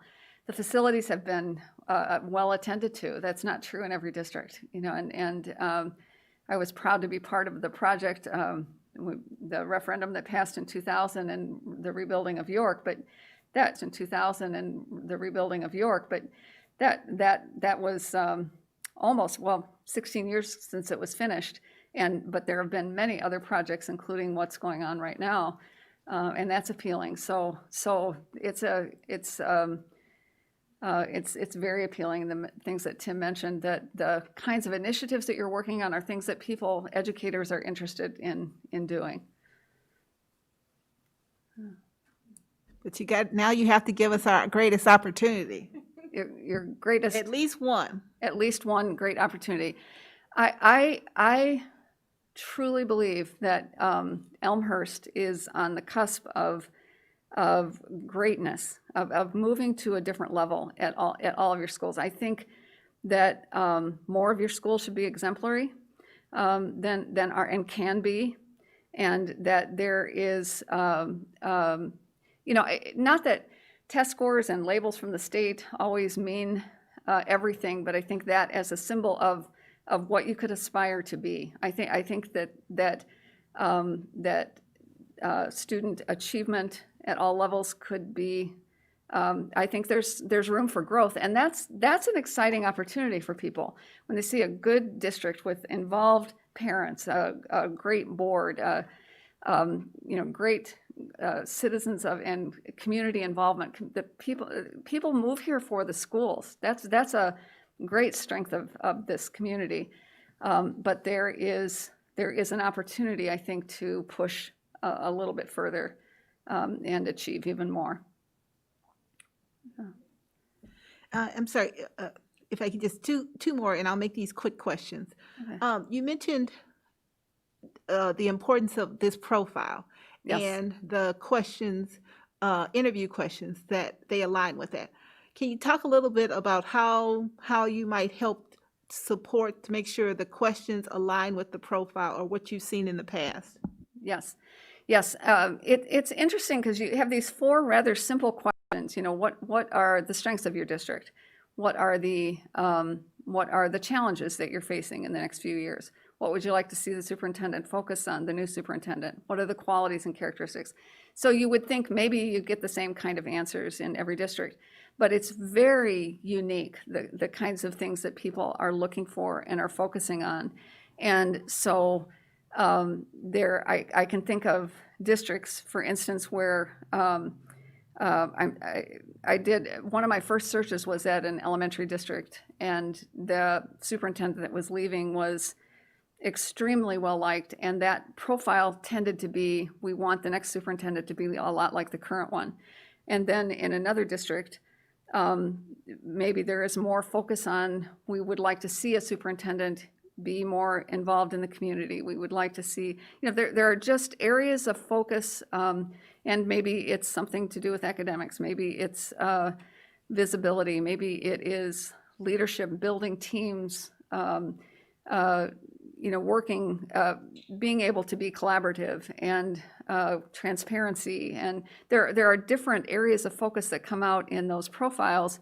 And so then we'd ask a question, like, for instance, if it came out that transparency was extremely important in this community, that this is just a hypothetical, obviously, then you would talk in an interview about what do you do to be transparent in your district. Talk about best practices for transparency as a superintendent, and how do you work with the board in being transparent. And then you give people the opportunity to talk about their experiences and their goals. So the qualities, you tend to hear themes in the focus groups and interviews and the survey. And then you take those themes and develop questions to find out what experiences each candidate has, and how, this fall in the 3 searches, there were a lot of questions about COVID and how the district was responding to COVID. And so we really felt, for the first time, we asked questions about how people responded. What did they do in their districts to build a sense of community? How did they respond? And it's a challenge that every district, it's a challenge everywhere. But hearing different superintendents talk about how they address that challenge was very interesting, and really told us a lot about the candidates. And it depended, the level of importance in each district for that specific issue, for instance, was varied by district too, according to what had happened. Thank you. I'll Courtney? So just a quick one. It's kind of a catch-22 because I have a sense of comfort knowing that you're from the area, very close to the area. I feel like you have a good understanding of the community, having been here for so many years. But I'm concerned, how do we reach outside our community? And like I just perusing through the website, so many of your completed searches, successful searches, are in that Illinois, Wisconsin area. How do we expand that search? And in that same kind of context, advertising, that part of the advertising budget only really includes your website out of the, no? So that's no. I guess what I'm trying to understand is, Okay. how are we reaching outside of Yes. our area Good within the question. confines of the fees and structure of Absolutely. the contract? Absolutely. In fact, in 2 of the searches that I worked on this fall, the candidate selected was from out of state, one from California, one from Ohio. So we recommend, and it's up to you, because those are costs that you would incur, but we recommend Education Week online is still something that educators really look at. Even if they have no thought about applying, they tend to look through the job postings and see what superintendencies have opened up. AASA does an email blast to how many? 5,000 superintendents around the country, that we recommend that, again, it reaches people that a lot of the best candidates aren't even necessarily looking until they see this position that looks very desirable to them. And so AASA, and then the Illinois Association of School Administrators, we would post there, AASA, Ed Week. And then there are 2 associations, the Association of Black School Administrators and the Hispanic School Administrators have, we really recommend, and those are relatively inexpensive, but it goes to a national audience in trying to recruit from a wide number of candidates. So there are, most of the advertising we do is national. Our website is one, because people who are actively looking go to the websites of the search firms as well and look and see what's up.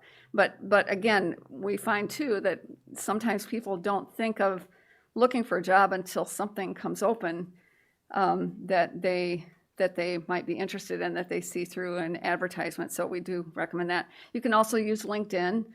That's another source as well. I think we have not found we've had as much response through LinkedIn, but as we have through Ed Week and the AASA ad and email blast reach a lot of people. So it's just a follow-up, but I know you say the costs range from 5 to 2,500. Those recommendations, those 3 that you made through Actually, we added it up, the AASA, Ed Week, email blast, and the 2 minority group educators, that comes to $1,800. Great, So, exactly what I was going to ask. Thank you. okay, or approximately 1,800.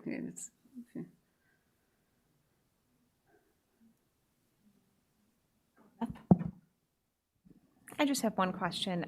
Tim was talking about some of the things that have been happening in our district, the master facilities plan and some of the initiatives that we have that are ongoing.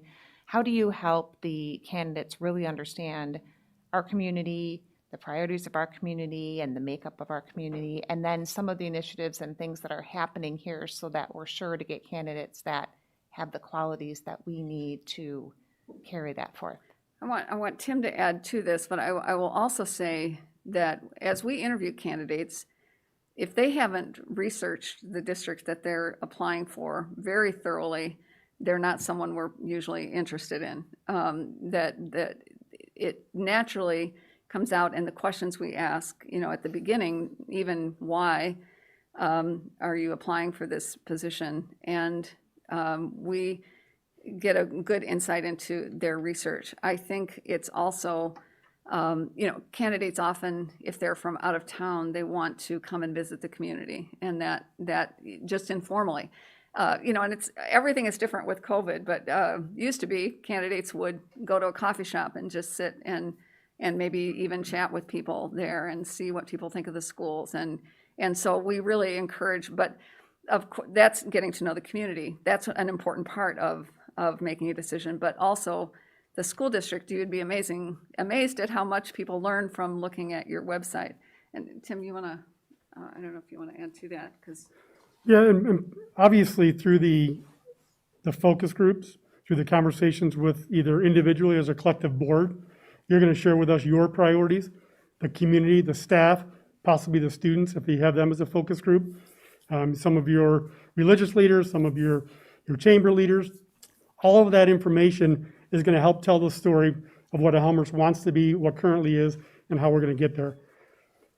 I also, when Linda and I are going to work through this, and I shared earlier, when I look at your two-way dual immersion program, your migration to all-day kindergarten, if that occurred this year with COVID, the focus on Project Lead the Way, the things that you're trying to do in a district, your facility work that's coming up, I'm living that right now. I'm going to be able to talk to superintendents, prospective superintendents that are going to serve here, and I have a frame of reference. We have all those programs that are going on in Elmhurst in my district, and we're at a very similar spot.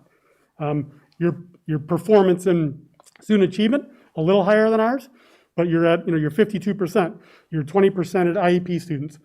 Your Hispanic population, your EL population. So that's a frame of reference that we're going to have as we talk to candidates, and I know what it's going to take successfully for them to do those jobs here, because I'm living it. Linda has gone through that as a superintendent.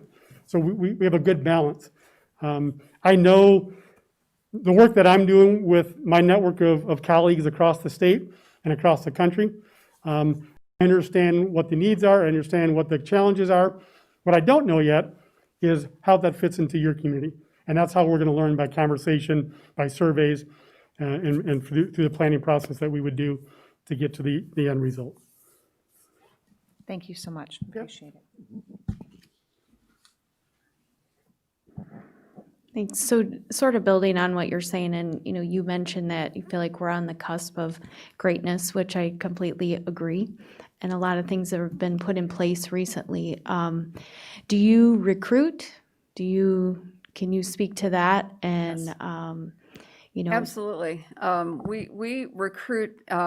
It's interesting now. This is my 4th year of doing this, and in the searches that I was involved in this fall, as I saw the profile develop, as I got to know the districts more, I could think of people that I had interviewed in the past that maybe hadn't gotten a previous job, or you learn of someone else. The network is incredible, and calling our colleagues and saying, here's the district that we're working in right now. This is Elmhurst is very well known, but this is what we're looking for. And we recruit. I actually seriously have some people in mind that I would call, even if we don't get this job, I'm going to call them and tell them to apply here, that I think might be people that are very good in this position. So yes, we actively contact our colleagues. We call people that we've met before. We find out about people that we don't know, but someone else does, and we call them. We do a lot of phone calling and reaching out. We used to meet for coffee. Now we meet by Zoom, but we do a lot of reaching out. Absolutely. That Ohio superintendent that Linda was talking about, who is now moving to Illinois, that individual was not looking for a job. Yeah. And was recruited by our firm and now is moving to the Chicago suburbs. Okay, thank you. Chris? Oh, no, you're good? All right, Jim? Sorry. I have a few, but one fewer, because Kara just asked one of my questions, so excellent. Give us some advice about timing. DuPage County has an election for school board members on April 6th. 3 of us may not be here after that. What's your advice for us, given that there might be 1 to 3 new school board members showing up at the end of April? Mm-hmm. Well, I would recommend that the board that's in place hire the new superintendent, even if you know that at least one of you isn't going to be here. You have experience. Everyone here has at least 2 years of experience on the board, some of you much more than that. And that you have a greater, deeper understanding of what a superintendent does, what kind of ideal relationship you want between a superintendent and a board, what qualities are important in a superintendent. And I think that your experience on the board is important. I think it's always a big question. Should we wait and have the next board select? But as all of you know, there's a learning curve for a new board member that is to at the same time of learning to be a board member, and of course sometimes this happens and people manage, but I think to try to select a new superintendent when you're brand new on a board, first time board member, is more challenging. And it's my opinion that the existing board, and I think we have enough time. And, I'm convinced there is enough time to do this in the next 3 months is basically what we're talking about. So you think we could have someone, given your time frame, that the present board could vote? I think new board members probably seated the last week or one of the last 2 weeks of April. You think you can do it end to end by then? Yes, that's the timeline that we had in mind in looking at this and thinking you certainly don't want to do this process and then have the new board vote after you've done all the work of the initial interviews and making the decision about the search firm and everything along the way, or approving the profile. Our goal would be to be finished before the new board is seated, and as close as possible to the board election. As you know, I don't know, April 6th is pretty early, but we have February and March, and as I mentioned, things are overlapping. I would recommend you have your planning meeting next week, whoever you decide to go with in terms of a search firm, and immediately begin on the community engagement process. At the same time, the recruitment of candidates begins very vigorously. So yes, I recommend that this board do it, and I recommend that you do it by the second week of April. So given that it's the end of January already, what's your opinion as to the disadvantage we're at due to start recruiting so late in the year? So I think this, it's interesting. And I'll let Tim tell his opinion too. But here's what I think. Superintendent searches used to take place at this time of year. And in other states, they take place even later. You know, they usually superintendents don't announce they're retiring until the spring sometime. It's not too late. We have time to do that. We started in Illinois this thing of hiring superintendents starting in the summer and hiring by winter break, and that's okay.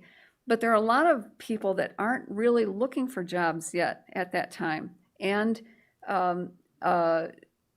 this fall in particular, people were, what was interesting to me, despite the COVID difficulties that every superintendent was facing, there were a lot of sitting superintendents who applied. We had more, our numbers of applicants were higher than I've seen in the 4 years I've worked, higher than in recent year. More women, more diversity, and I really feel like this is kind of a year when there's just more change. People are looking a little bit more than they have in the last couple of years. So we had so many good candidates in the two searches I was the lead on. We usually say 5 to 7. We presented 8 because we couldn't narrow it down. And you only select one, and there were still other really good candidates that didn't get the job that I think are either already are superintendents or ready to be superintendents. So there are candidates out there. I really have been, the quality of the slates that we presented this fall have been outstanding. And so I'd have no reason to think that won't continue this year. Okay. Tim, I don't know if you you know, want let's- I just think the timing of it too, that you're looking to complete it in April. As a superintendent, the last thing I'd want to do is put my current district in a lint, in a tough spot. If you get to the May timeframe, you're not doing that. You're going to have, likely, you're going to have a final candidate towards the end of March that you're going to be starting contract negotiations with the 1st of April. That still gives their district time, and they're less apt to be skittish about leaving, given the earlier timeframe that you're going to finish in. And let's talk about, just quickly, worst case that, there's no one we can agree on, and we decide that we want to go with an interim. How can you help us there? Yeah, I have helped districts find interims in 2 different places that I've done searches for, and including, Deerfield 109, and I actually served as an interim in Deerfield Highland Park High School District 113, but that's not typical, but we can, in fact, when Deerfield asked me to help them find interim superintendents last year, I had 3 different, I had excellent candidates. So there is a group of retired superintendents who are relatively young, who really enjoy the work of interim. And so that's, we can help with that and extend the search to the following year if that's what you decide to do. I hope that's not, I think there are pros and cons to an interim. Of course, it gives you more time. You can start your search at the end of the summer, do this early fall schedule, finish by the winter. But you will have 1 or more new board members that, a year with an interim is difficult. There are some pros and cons of having an interim. The biggest negative is that you just don't make as much progress. I know the year that I served as interim, it was a great year in many ways, but there are so many times I thought, boy, this is something I'd like to do, but it would take 2 or 3 years to start this project or to do this. And so you lose some time, but you also, as an interim, can make some decisions that you might not necessarily want a first-year superintendent to make. That you can take some problems head on sometimes as an interim. But again, I think I would recommend I would recommend doing it this spring. Whether we, I just think doing it this winter, really it's a winter, February and March that you would be doing the major work of this. A quick question about the flexibility of your process. Would you're going to bring us a slate of candidates, 5 to 7 or whatever. Would you allow us to see the resumes of people that just didn't quite make that cut?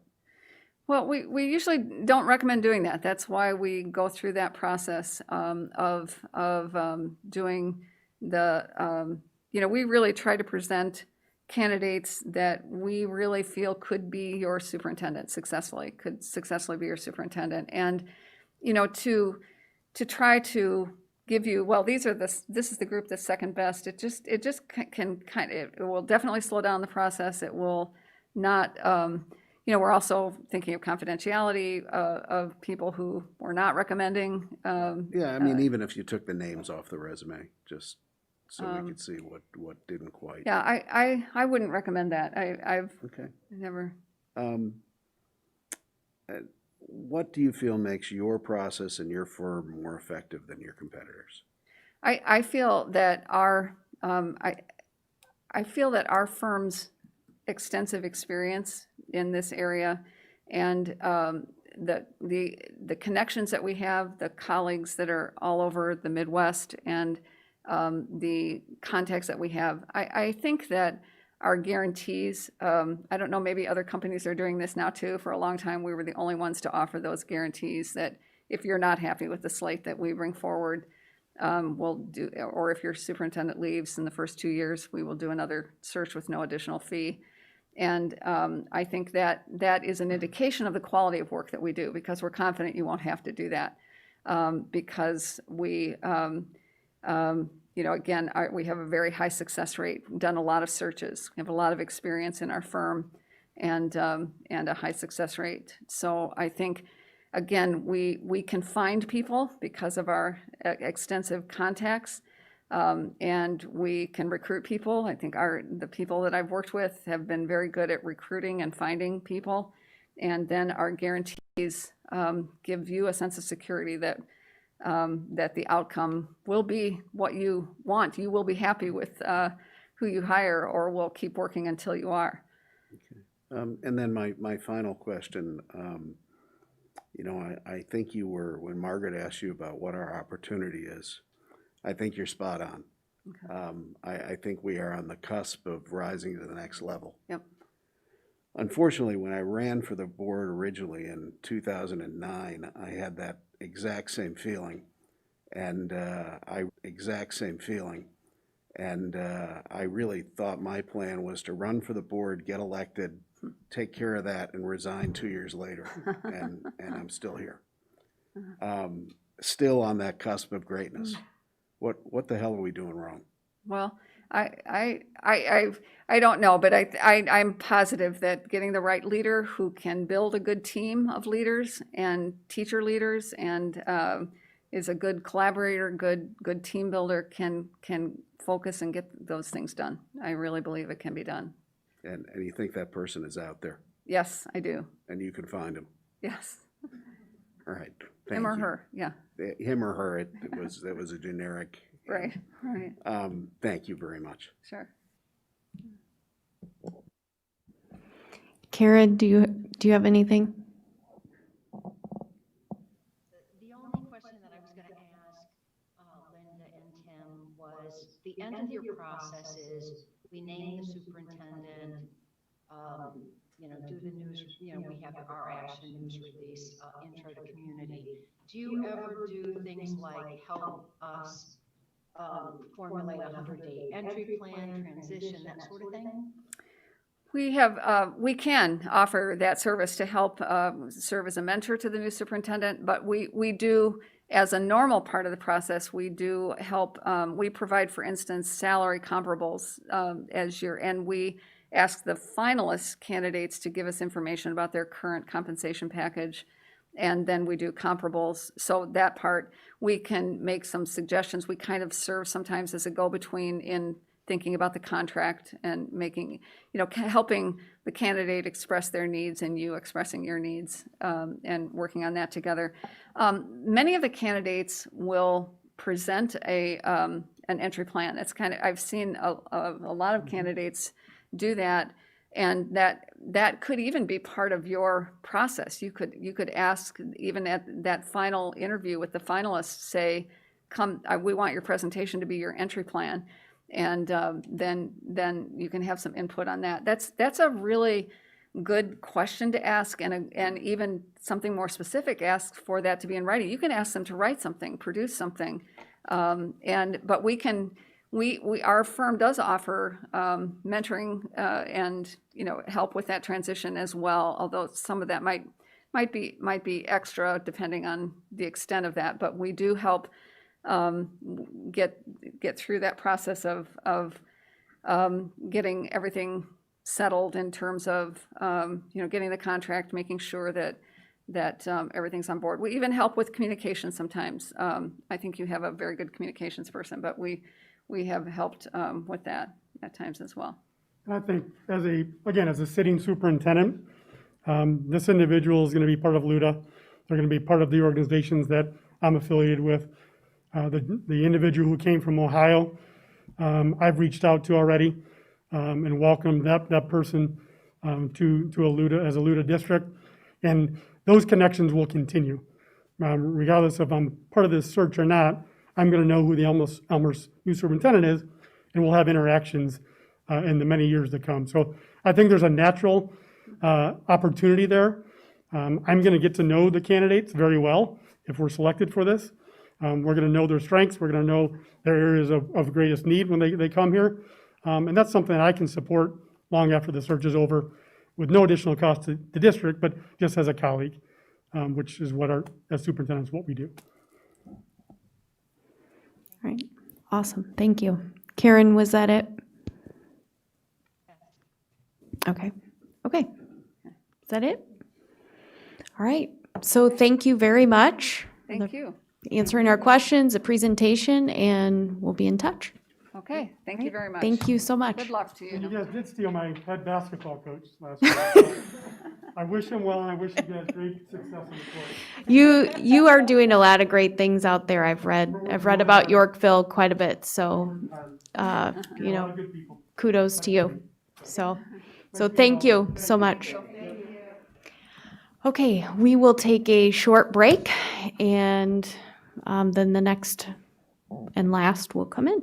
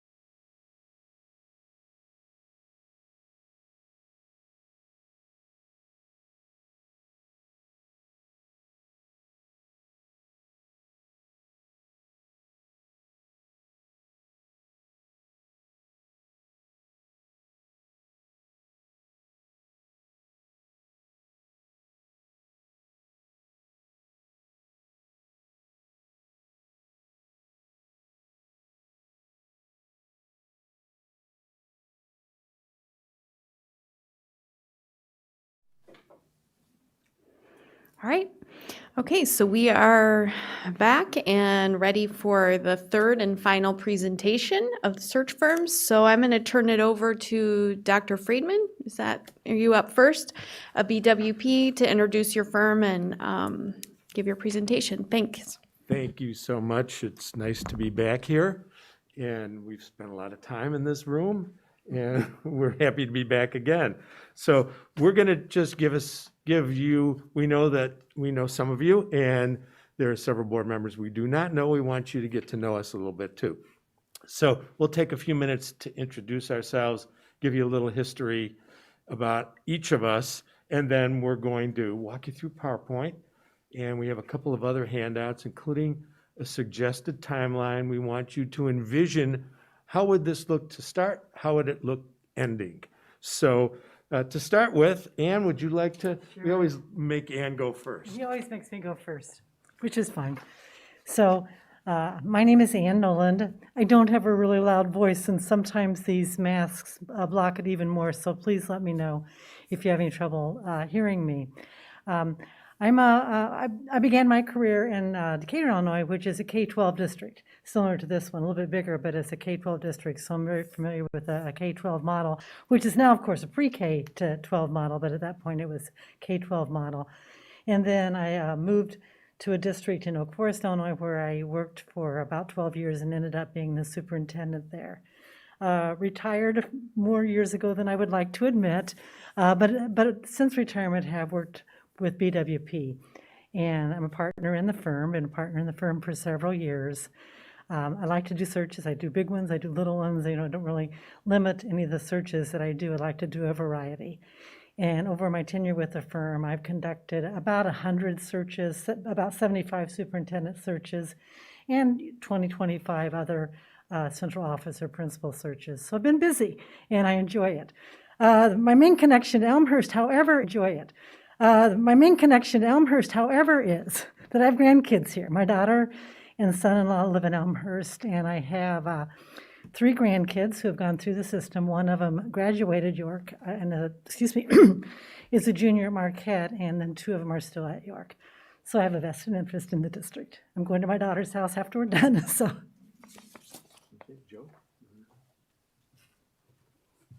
Hi, everybody. My name is Joe Porto. Like Ann, I'm a retired superintendent. I retired in 2011 after a 33-year career. Of those 33 years, 27 were as an administrator, and of those 27, 16 years as a superintendent. My last superintendency was in Avoca, District 37. Avoca is a district that encompasses parts of Wilmette, Winnetka, and Northfield.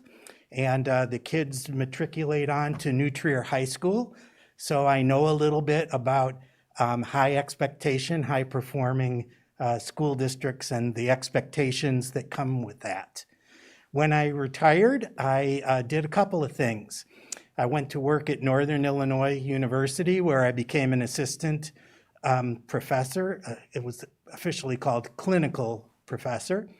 And there I worked with the doctoral program. And I was assigned the task of rewriting the entire program for the doctorate in educational leadership, and I was really proud of that. I also started my own consulting firm where I specialize in strategic planning, and a new thing that I've gotten into lately is work called Portrait of a Graduate. I don't know if you're familiar with that, but lots of high schools and unit districts are doing that. And I've been an associate with BWP for about 8 years. And this year I was lucky enough to be asked to be a partner. So I'm really proud of that. But I haven't done quite as many searches as these two. But happy to be here and spent some good time here in this district, and it's fun to be back. And I'm Mark Friedman. I'm the president of BWP and Associates. And I was the superintendent in Libertyville Elementary for 17 years. A long stretch. When I was hired, I said, I'll be here for about 4 or 5 years.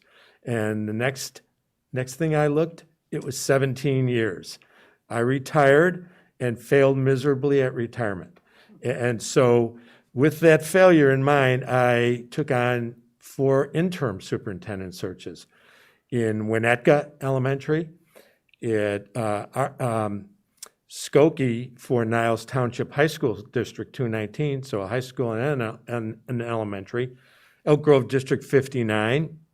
And then 2 years ago, I did the interim superintendent position at Hawthorne School District 73 in Vernon Hills. So kept my finger in the pot. I was an original founder of BWP and Associates in 2006. BWP, as we'll show you in our PowerPoint, was originally several different firms and merged in 2006 into one firm. I was an original founder and have stayed in the company since.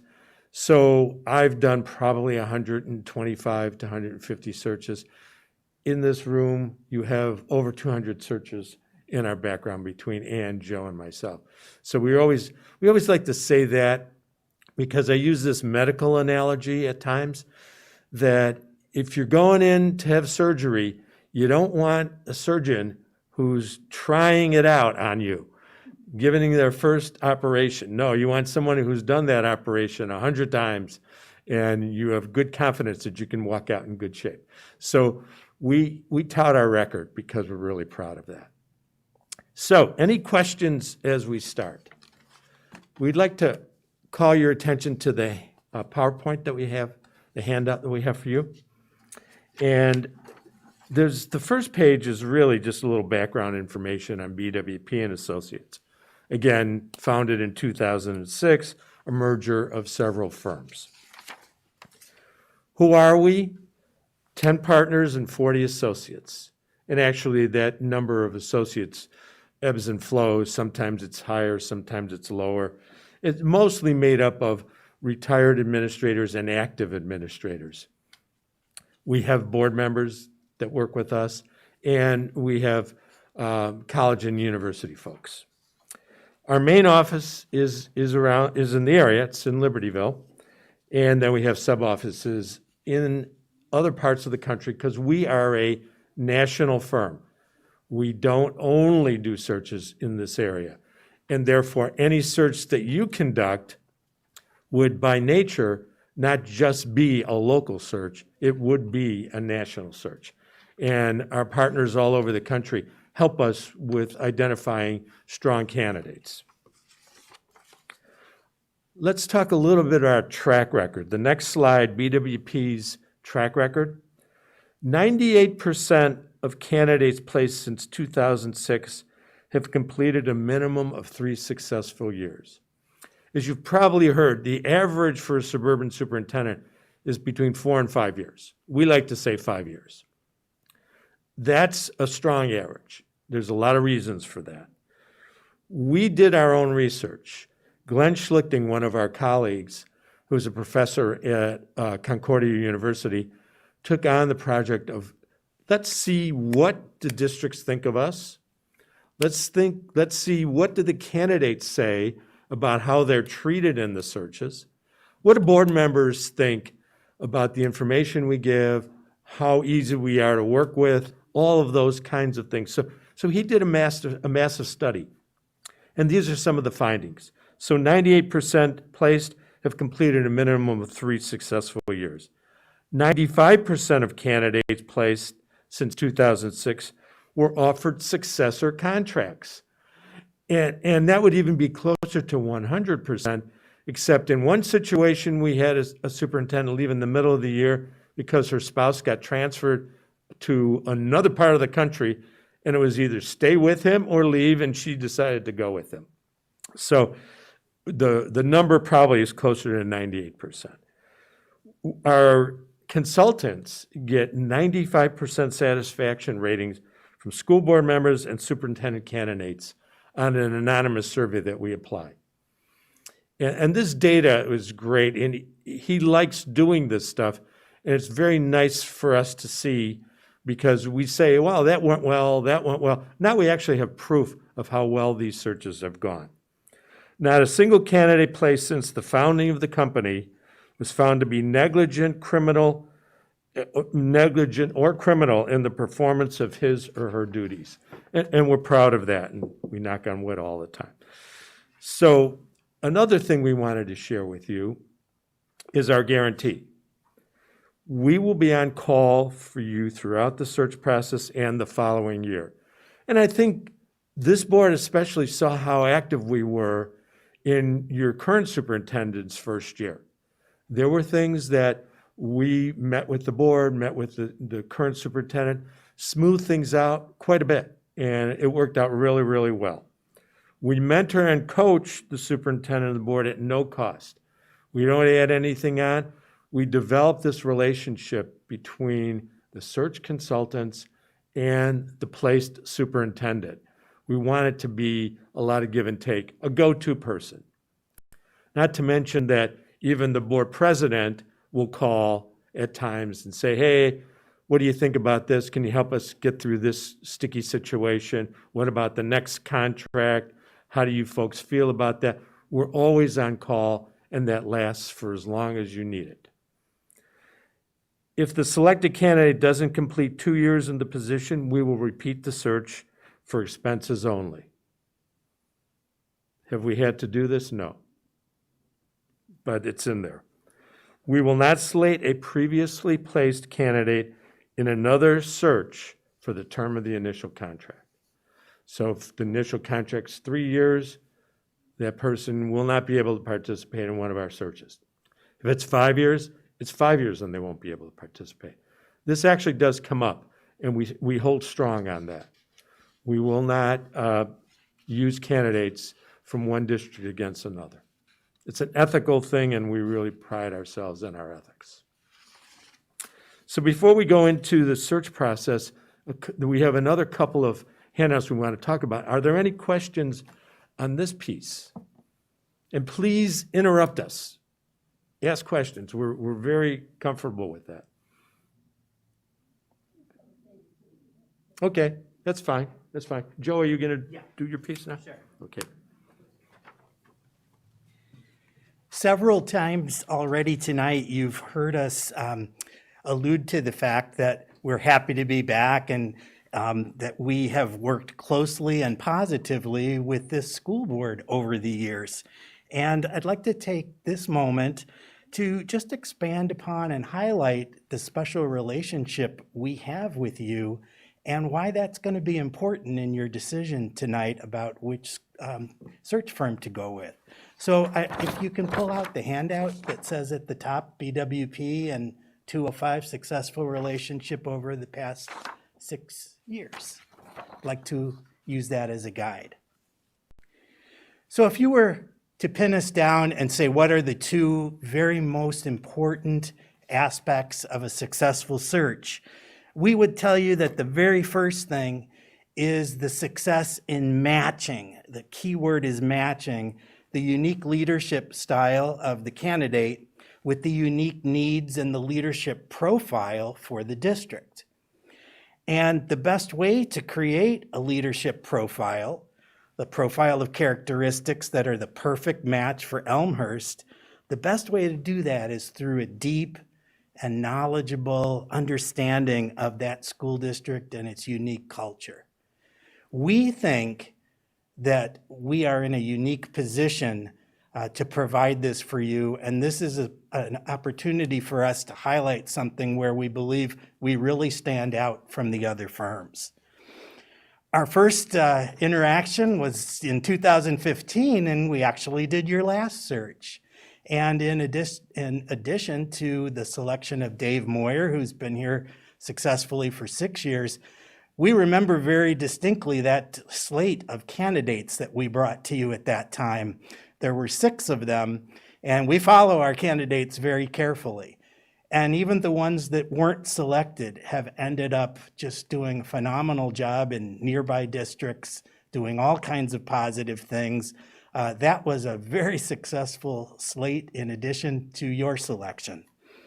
Let's talk about your selection, Dr. Moyer. He served 6 years for you. The average stay these days in Illinois for a superintendent is more like 4 or 5. So you got a nice 6-year term with Dr. Moyer.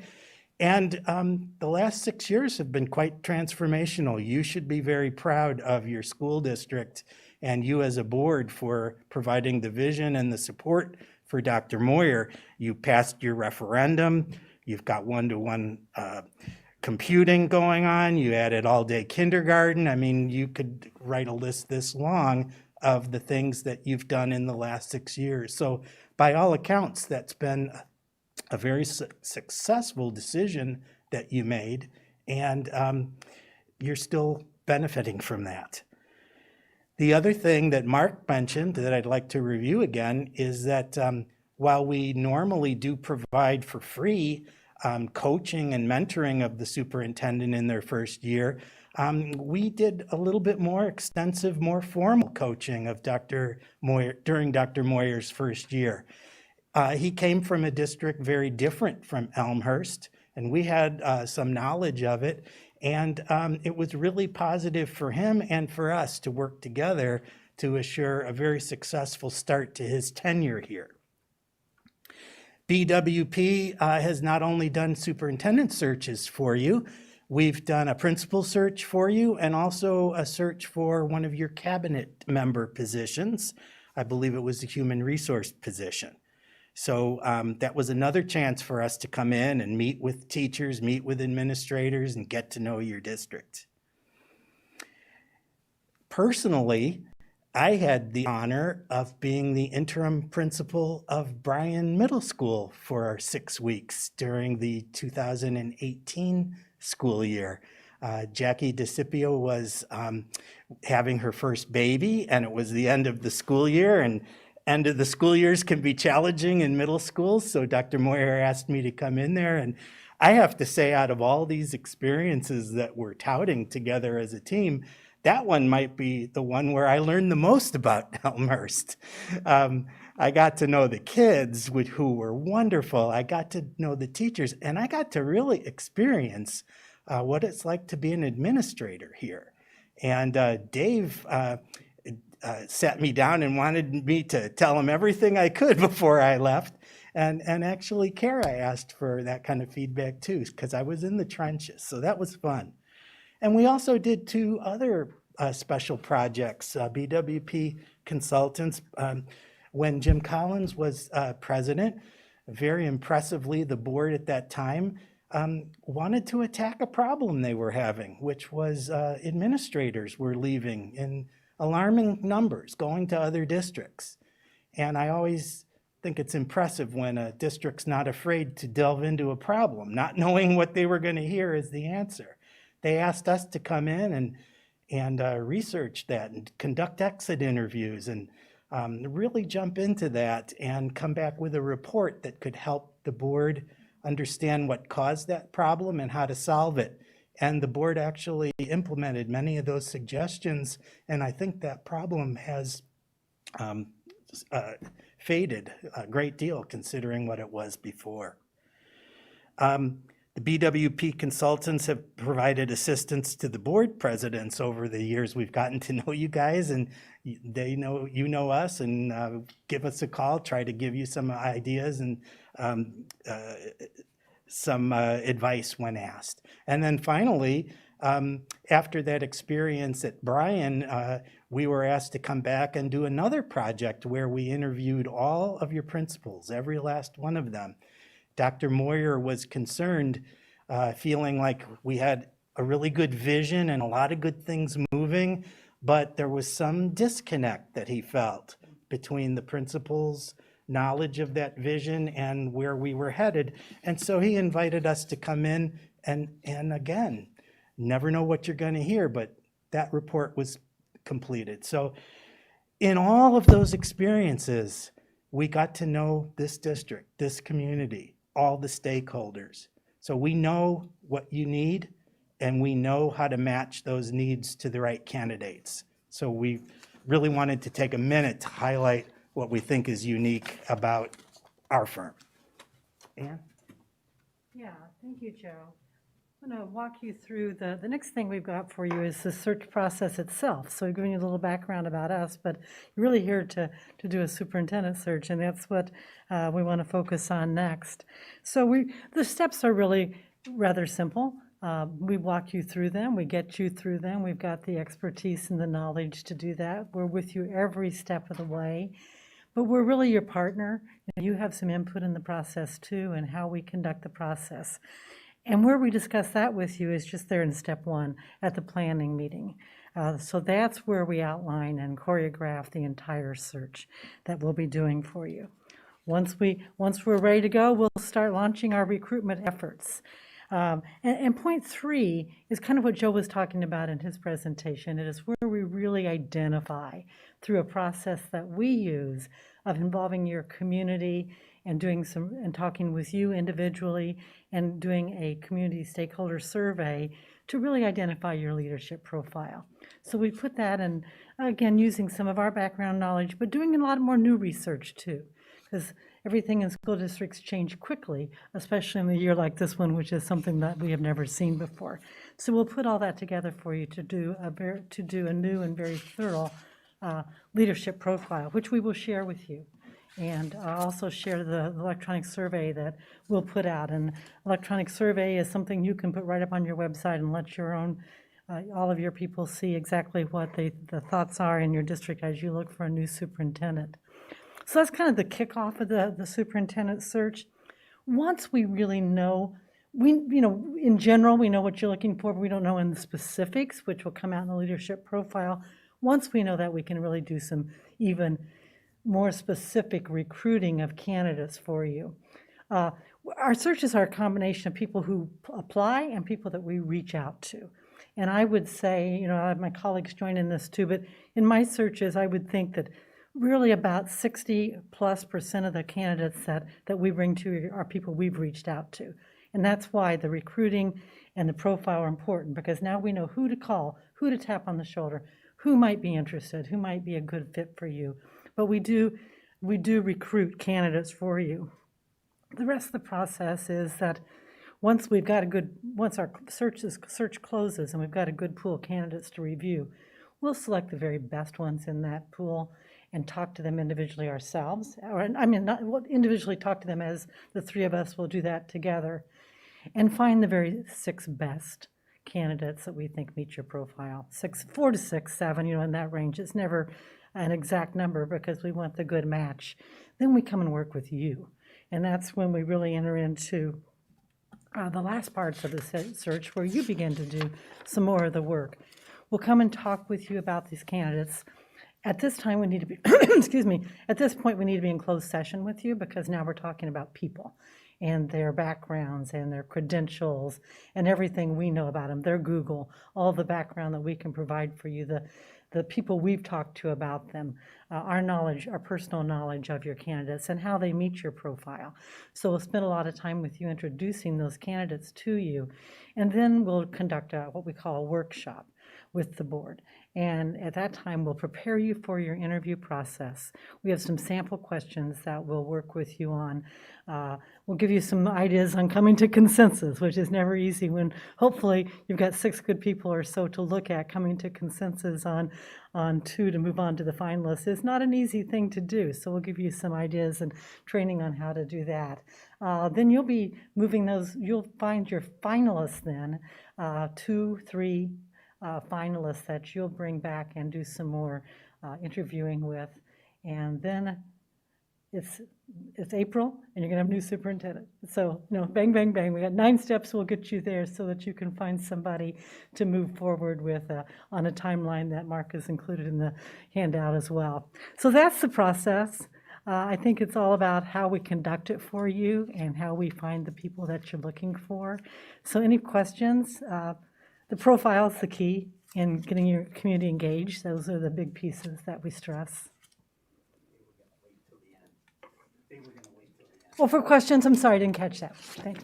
That'd be fine. I'll let Mark go next. We're wrapping up the PowerPoint. The next page is the BWP fees page. The consultant fee is $15,900. There are some expenses. We put the max number down. We never hit it. But just in case there are some unexpected things that happen or a board might ask us to do some extra things, we give ourselves a little leeway there. So you'll never be surprised with us by getting a bill that you have no knowledge about. We're very direct, and what you see is really what it's going to cost, or less, never more.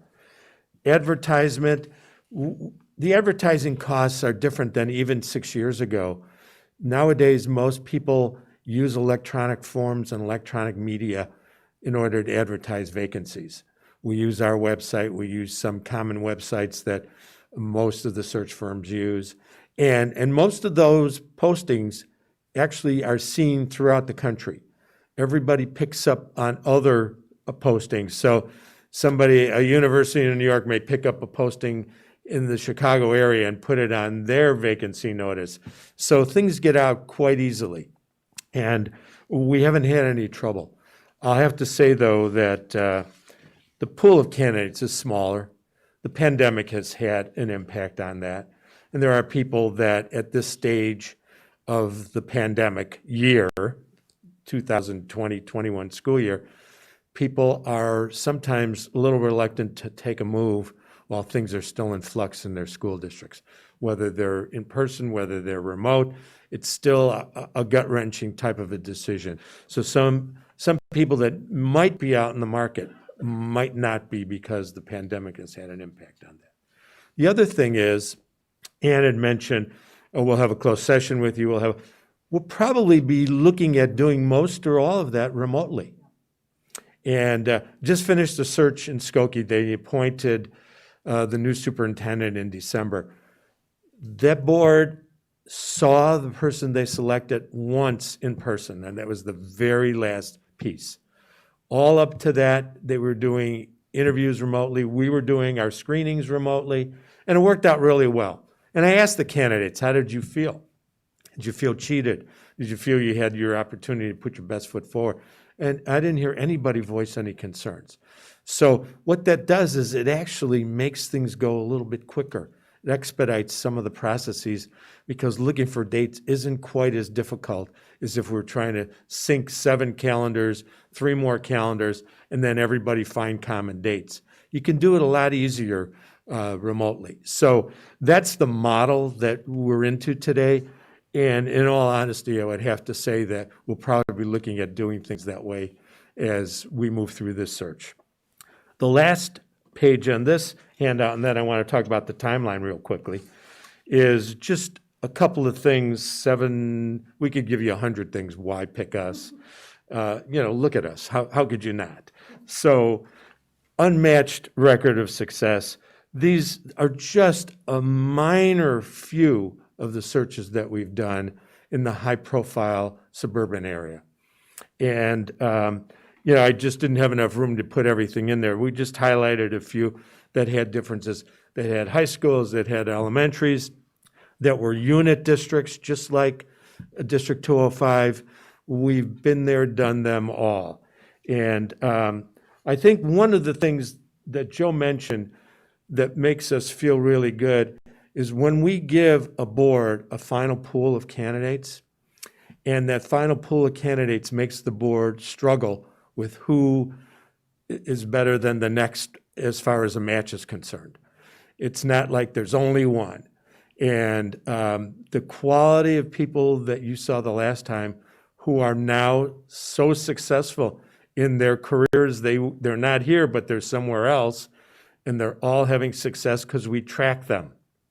And we feel really good about that and feel good to be able to do that and say to a board, we're not going to give you just one candidate. You're going to have a difficult time making a selection because these are quality folks. And we recruit. We recruit. It's not enough to just put an ad out and expect people to knock on your door. You have to talk to folks, and you have to know the district really well to whisper in somebody's ear and convince them to leave District A to come to District B. It's a sales job. And there are people that constantly call and say, hey, I'm thinking of making a move. What are you working on now? What's out there? And we don't lose track of them. We stay in touch. So the very last piece, and I'm just going to hit this quickly, is what we put together was a suggested timeline. So you can envision start to finish, what the search would look like and how it would wrap up. So we're looking obviously at January 20th, week of this week, having this meeting, making a decision. I don't know if you're deciding tonight or you're deciding another night, but whatever it is, we're looking at, getting a start one way or another. So the first thing is the week of January 19th, posting the vacancy. And we use a term now, and I believe we're the only ones that use that. We call the searches that have specific timeline issues, we call them rolling searches. And we post this on our advertisement. And what this tells the candidate is, don't wait for the final date for submission of applications. Submit your application as soon as possible because it will be reviewed as soon as it comes in. So we don't wait till the very end to see all the applicants. We're looking at them as they are submitted, and then we're slowly putting together our checklist of, hey, this is a candidate we need to follow up on, and we'll make a call and we'll check in with them to see how serious they are. And we will have a planning meeting, easy to do virtual planning meeting. They go quickly. You did it, those of you who were on the board the last time, did it the last time, where we set aside, these are the tasks that we have to do. These are when we want to get it done by. And then we try and get you to block out calendar dates for the end of the search, so that you can then start your interviews on those dates. Because it's very difficult a week before to get 7 people to find dates to do the interviews. So we like to get you locked in a month or 2 before, and then clean those calendar dates up so that when it's time to interview, you've got those opportunities available. We'll do one-to-one phone interviews with each of you as we build our profile. We'll screen the candidates, as we said. We'll conduct our screenings. We'll present a slate of 4 to 6 to you. We had a district where they wanted more, so they had 7. Then they came back for the second round, and instead of interviewing 2, they interviewed 4. They just felt they had riches of candidates, and they wanted to see as many as they could. So we're always open to any way you want to do that. We'll then conduct the first round of interviews with us, then have that meeting that Ann alluded to, that training meeting with you as board members, construct candidate interview questions, and then bring that number down to 4 to 6 candidates. We'll then conduct the next, you're conducting your first round early March, your second round mid-March, and finalizing your contract right as you go into spring break. It's a natural break. It's a natural time. It actually works really well for you. So that's kind of like a rush through type of a calendar with adjustments obviously can be made based upon your needs. Whew. Okay, your turn. Okay, thank you so much. All right, who's, Chris? Thank you for the presentation. I'm just interested in hearing a little bit more about your perspective, since you all would be, screening candidates on our behalf and using your networks. And it's been a time of unprecedented disruption in public education, and, engagement from constituents is very high. I think fair to say passions, maybe frustrations, are also extremely high in a lot of communities. And I'd like to understand what you've learned about leadership that you would be applying to this search, and how you look at candidates as a result of what we've seen last year. Really good question. From my perspective, and you two may have different opinions, leadership qualities, some people have them, some people don't. And those that have strong leadership qualities, the ability to motivate, the ability to be organized, to get tasks done, to communicate well. Number one, if you're not communicating well, you'll lose your population. Your community won't know what's going on, your staff won't know, all those things. If you're a good collaborator, So we kind of have a list of have to haves. And so we look at candidates and we'll judge them by that. Is this person a good collaborator? Does this person have a reputation for being a strong communicator? Can this person make decisions collaboratively with the board? There are administrative duties that the superintendent does, but that's the day-to-day. There are bigger picture decisions that the superintendent makes in conjunction with the Board of Education. And that person has to be willing to work with a board in dealing with those kinds of decisions. So it's those qualities we look for, and we know what they are. We have lists of those. And sometimes it's an easy checkbox, this, and this.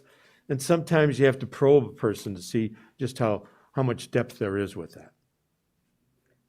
I think being able to add to what Mark was saying too, being able to lay out a vision for what, the district, of what the district would like to achieve, and laying that out, and then inspiring people to want to work towards that vision and feel good about their work and feel good about themselves and feel good about the district and the things that are going on in the district. That's kind of key too. You've got a group of people, you got a group of parents, you got a group of kids, and we need to try to bring them all together so that we're all headed in a good direction, and we know what that direction is. Keeping everybody happy all the time is not possible, but people should know the direction that the district's heading. And the easiest way to determine that is to talk to people who've worked with those folks. The track record usually doesn't lie. If you've got a strong track record of being a good communicator and all the other things we mentioned, that's the likelihood of that being the strength that you bring to the district is really strong. I'll just add one other item. Something that I've gleaned just watching and reflecting and absorbing things this year with the COVID challenge, it's actually reinforced something that I already knew, but has really put an exclamation point on it. We've always known superintendents need to be visionary instructional leaders, and that's got to be first and foremost.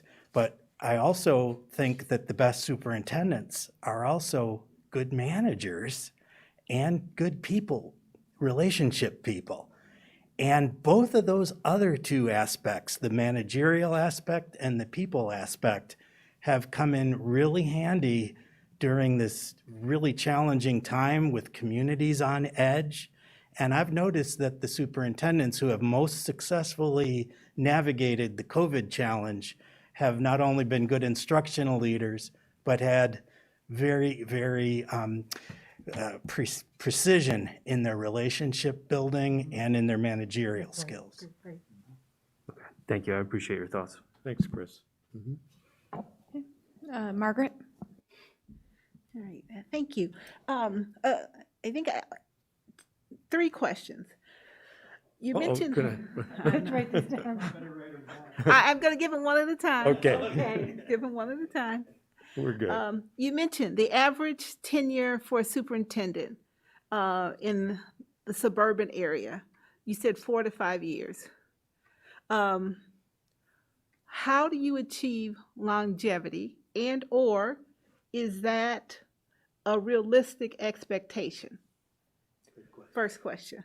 Yeah, you really, Margaret, you really wonder how much of a role did the pandemic have in forcing a lot of people to want to look for a change.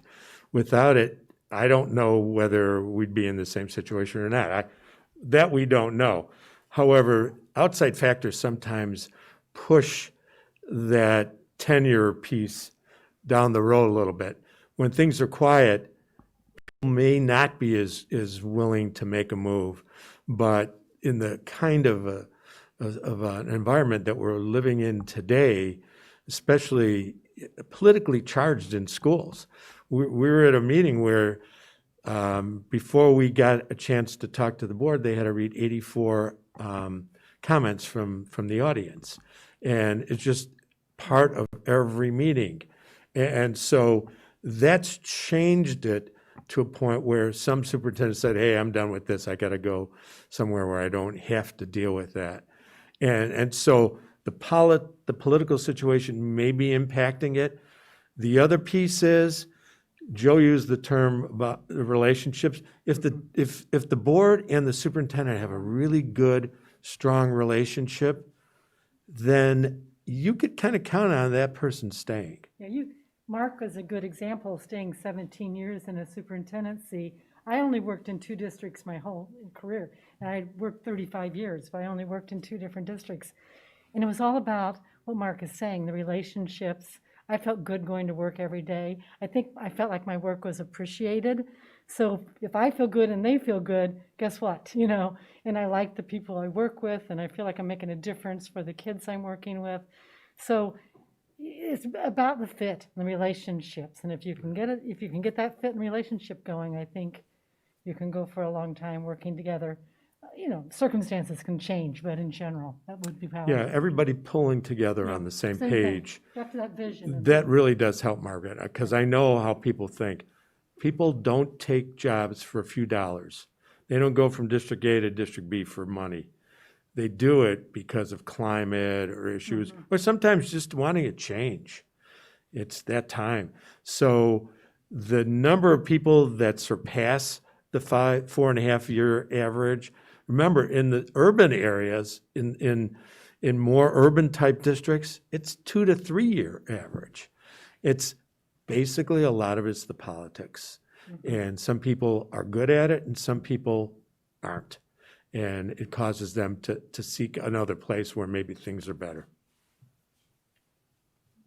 Do we hit that for you? Quick second question. You do know our district. You've had experience with our district. Would like to hear from you what you believe our top 3 strengths are, and give me 2 development opportunities for our district. You don't want me to go? I will say, I've got some, I'll share. I would say a strong and committed parent population, 100%. number one in this community. And it's been for forever. Elmhurst has always had a reputation as strong expectations, high expectations on the part of parents, and a strong commitment. Did you want to answer? From my point of view, because I've been through this district, K through 12, pre-K through 12, some of my grandkids were in the pre-K program. I think the curriculum's good. And I think you've made some changes at the high school lately that I think are great. But the curriculum these kids have had and the education they're getting, the product, the happiness, the joy that you see in your schools is impressive to me, at least the ones that I've been in as a volunteer or a grandparent. Yeah. I would add to that as a strength. When I had that wonderful opportunity at Bryan Middle School, I was so impressed by the work you all do on the affective end of education. Really, the counselors that you provide, as the staffing levels for counselors and other social emotional programs is really beyond most districts. It's a real strength of yours, and you should be quite proud of it. I would also add that over the last 6 years, your educational vision and curricular and program vision has become so much clearer and very spot on and powerful.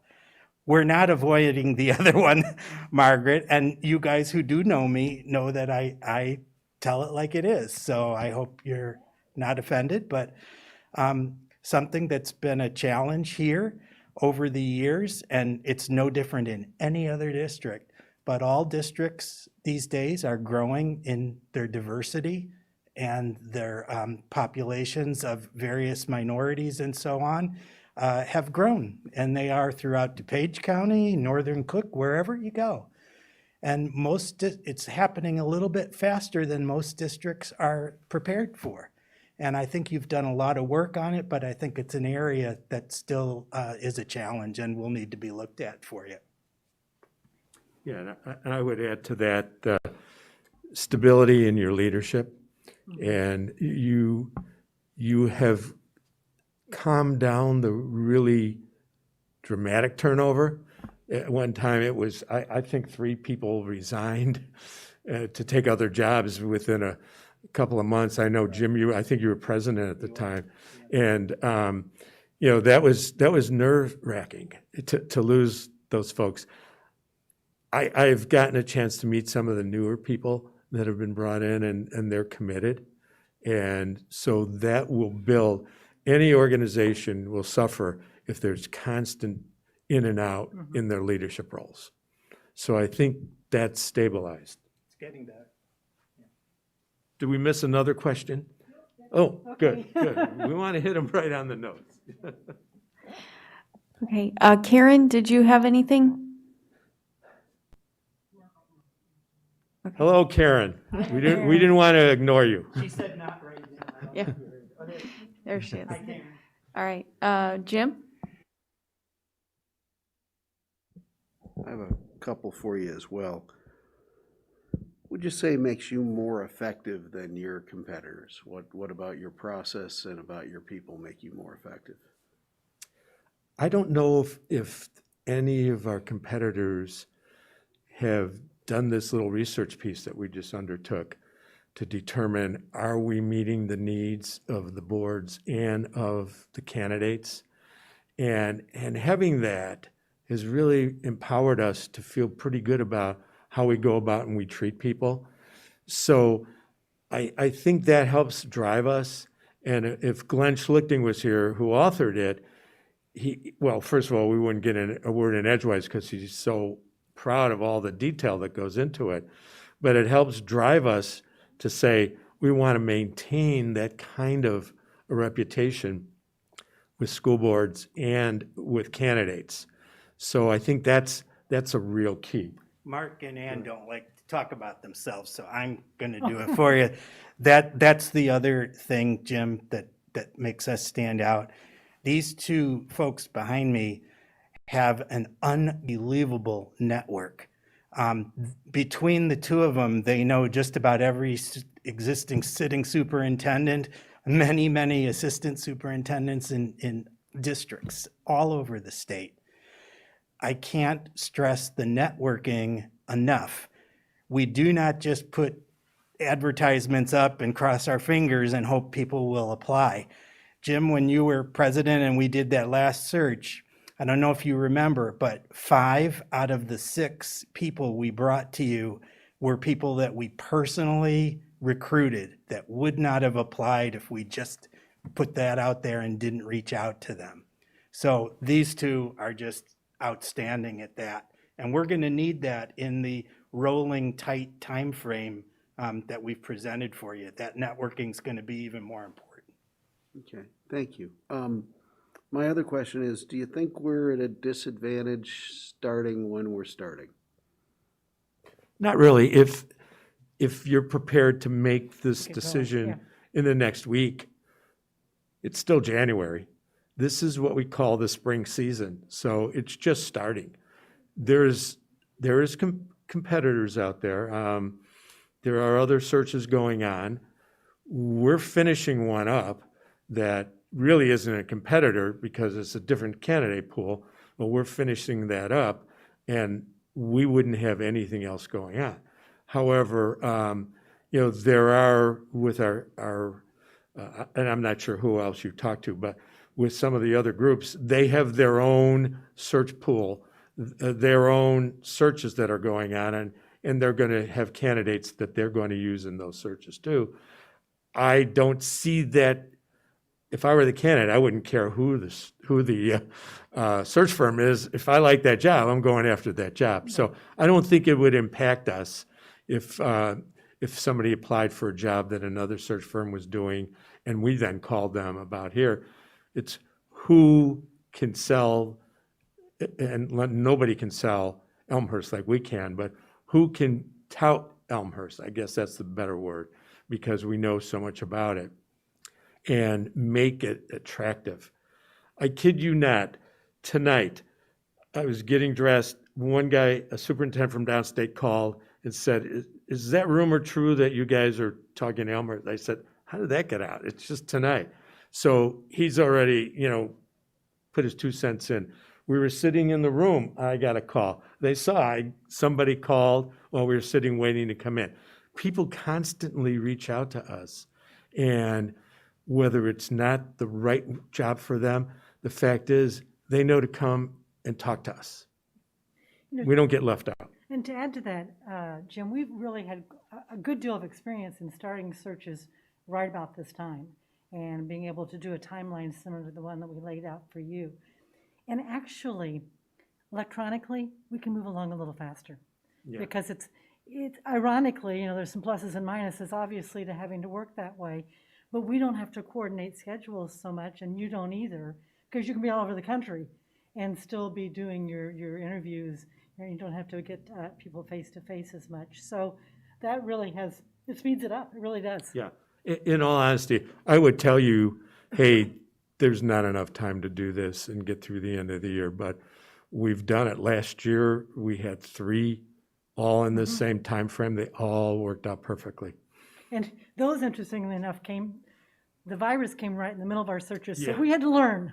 We learned real quickly how to adjust to more electronic searches. So I think that gave us We head we start. finished the search, you get a kick out of this. We finished the search in a small district in Cook County, and it was mid-search. Ann and I were involved, and they wanted to continue with in-person stuff. So we came up with a scheme where we had all the candidates sitting in their car, and then we had them park in front of different doors. And so when it was their turn, we would say, okay, someone's going to open door number 1, and you're going to come in door number 1 and go to your car. We came up with a Yeah, plan, and and the it challenge worked out. was make sure we got the right people to the right door. Yeah, yeah. But it worked out. Yeah. It worked out. Thank you. Could you just briefly highlight the community engagement, because obviously with a tight timeline, what are kind of your, must-dos? Yeah, it's not quite the same where you do this big open house and you get, 30 people in. I remember the last time we used this room, we used another room. What we do is we have Zoom remote meetings. And basically, we ask people to pre-sign up so that we can send them an invite, unless you have another way of doing it. But that's the typical way we've done it. It's worked out really well. We'll still get 20-some people show up, and we'll go through the same process. But there'll be 2 of us, one to facilitate, one to take notes, and we'll go through the same process, asking them questions and asking for the input.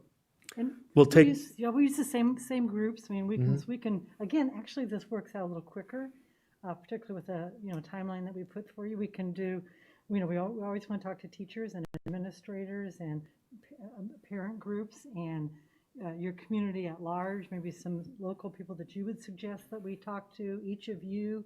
I mean, a lot of that we can cover in the planning meeting, but it's very, very, very doable and a little different for each community, depending on who's active in each community. And, Yeah. The Rotary may be active here, and you may want to make sure they get an invite to a community meeting. And in another district, that wouldn't be the case. But we'll look to you for a little bit of advice on that too. But it's very doable.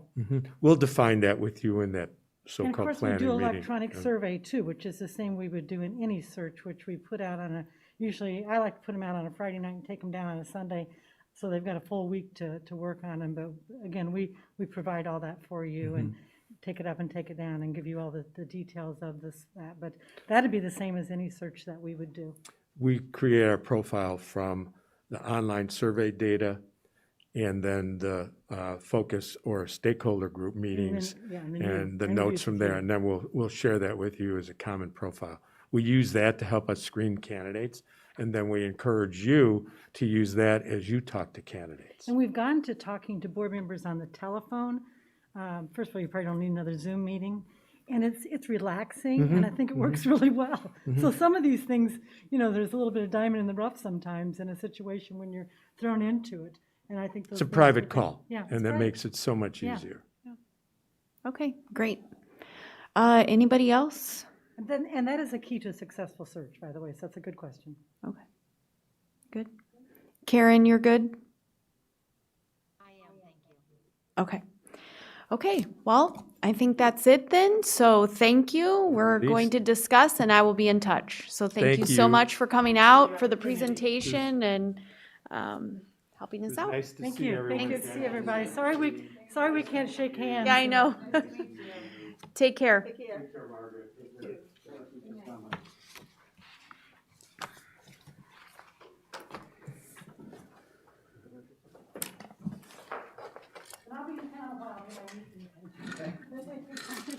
She'll be driving by to see how late you're here. Yeah, exactly.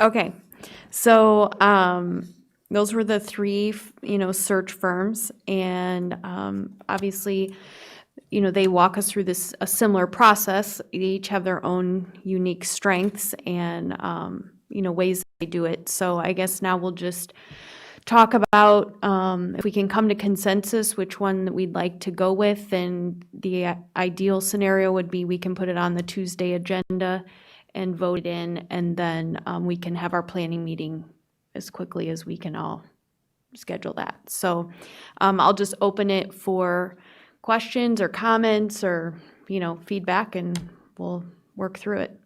So, Margaret? Yes, so one of the key criteria that I think are really important in making this decision is how well the organization knows our community. And I just think that's important in making a good match going forward, getting us good candidates, and that will just speed up the process and ensure a greater way to success. So I'm weighting how well they know our organization extremely heavily.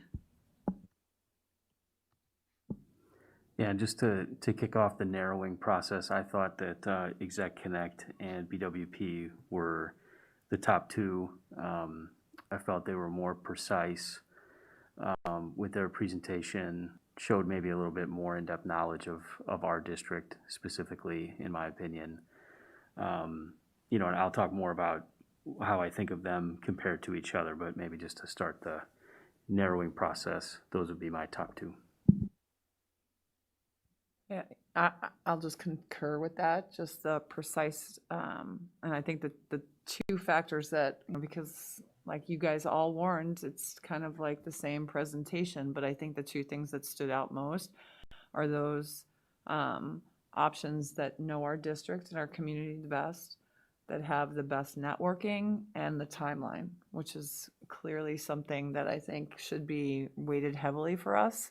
And I do think the last two presentations narrowed in on what our timeline should be. So I concur with both you, Chris and Margaret, on those. I'll concur with those observations as well, and I guess the other thing I'd point out is that I was encouraged because both of those firms also pointed out the number of outgoing phone calls they make, and that they're not shy if they feel they know a sitting superintendent who they think would be a good fit and maybe isn't looking for a job. Maybe they can get them to consider us as a job. So I think that is where we would have our most success, is somebody that's not currently looking for a job.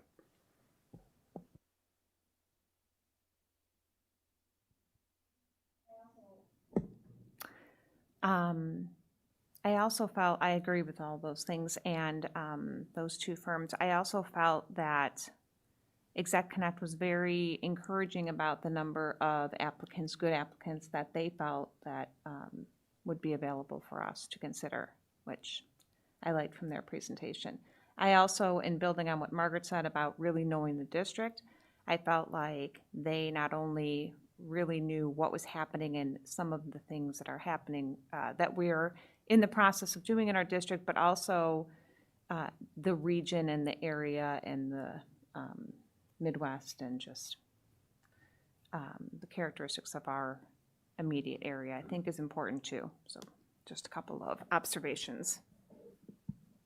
Yeah, if I could just, exactly what you said, Beth, and thank you for reminding me that. I was kind of disappointed when I heard BWP talk about I wrote it down, they felt the market was not great right now because of COVID, that our options would not be great. So I do believe that Executive Connect felt more optimistic and felt that their candidate pool would give us a successful candidate, where I didn't feel that level of optimism from BWP to that point. So it's a great point that you reminded. Gordon, I think that's a great point. And while I can't read their minds, it kind of might show the success that they've had recently and their assessment of the market. And I think and during the presentations, I was looking at their websites, and if you look at the different websites of what they list their successful recent successes are, I think don't quote me on the number, but I think I saw BWP had 4 and Exec Connect had a longer list that I didn't count. So I feel like there is that, and maybe it's that mentality of it, or maybe their connections are there, but it's definitely a point that concerned me when comparing the two.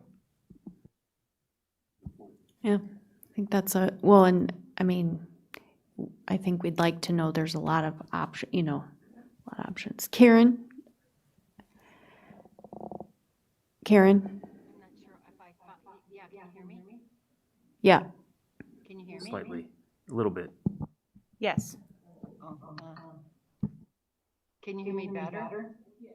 Yes. Yes. Okay, great. I wasn't sure that I followed the last comments between Courtney and Jim. I think that it's important for us to get a national, a firm that is, that looks nationally. And I was concerned with BWP saying that they thought it was a smaller candidate pool, and they seemed pretty confident of that, which concerned me even more. I think that we want to have, to hire a firm that feels confident that they can place a great candidate here.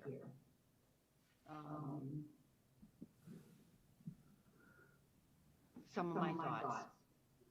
Yeah, I think, like, when I think of BWP and Exec Connect, I thought Exec Connect, I would give a slight edge. I think I'd be comfortable with either, frankly, conducting the search, but I thought Exec Connect had a bit more precision to their presentation.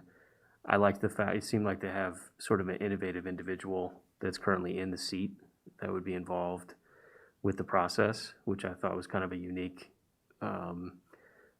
edge for them in my head. And then when I look at the reference list, it seems like there's more organizations that we would seek to emulate or, friendly compete with as an organization on the Exec Connect list of recent searches as opposed to BWP. So I value the longstanding relationship with BWP, but I would give a slight edge to Exec Connect in my view. I agree, Chris, and I felt like they both really knew our district. I liked that with Exec Connect, there was somebody who's doing some of the same things we're doing here and really understands what that takes and what's involved in that. I like that piece. The other thing that I personally think is important is to have, while I think that remote meetings and virtual meetings are fantastic and they can be used well for community engagement and such, at this time, I do value a combination of in-person and virtual meetings. I think that there's something to be said for as much in-person that we can safely do with candidates and in any of the meetings that we're having to do this work. So that was just something that I was thinking about as they were talking through that. I think that's a good point because BWP seemed much more focused on the virtual meetings than Exec Connected. And so I do think there is value, right? There is value in coordinating our schedules for kind of all the planning parts and the discussion about what our post would look like, and even the community engagement that would allow more people to be involved. But I do think the in-person part of it is integral, and I don't think that we should be willing to give that up.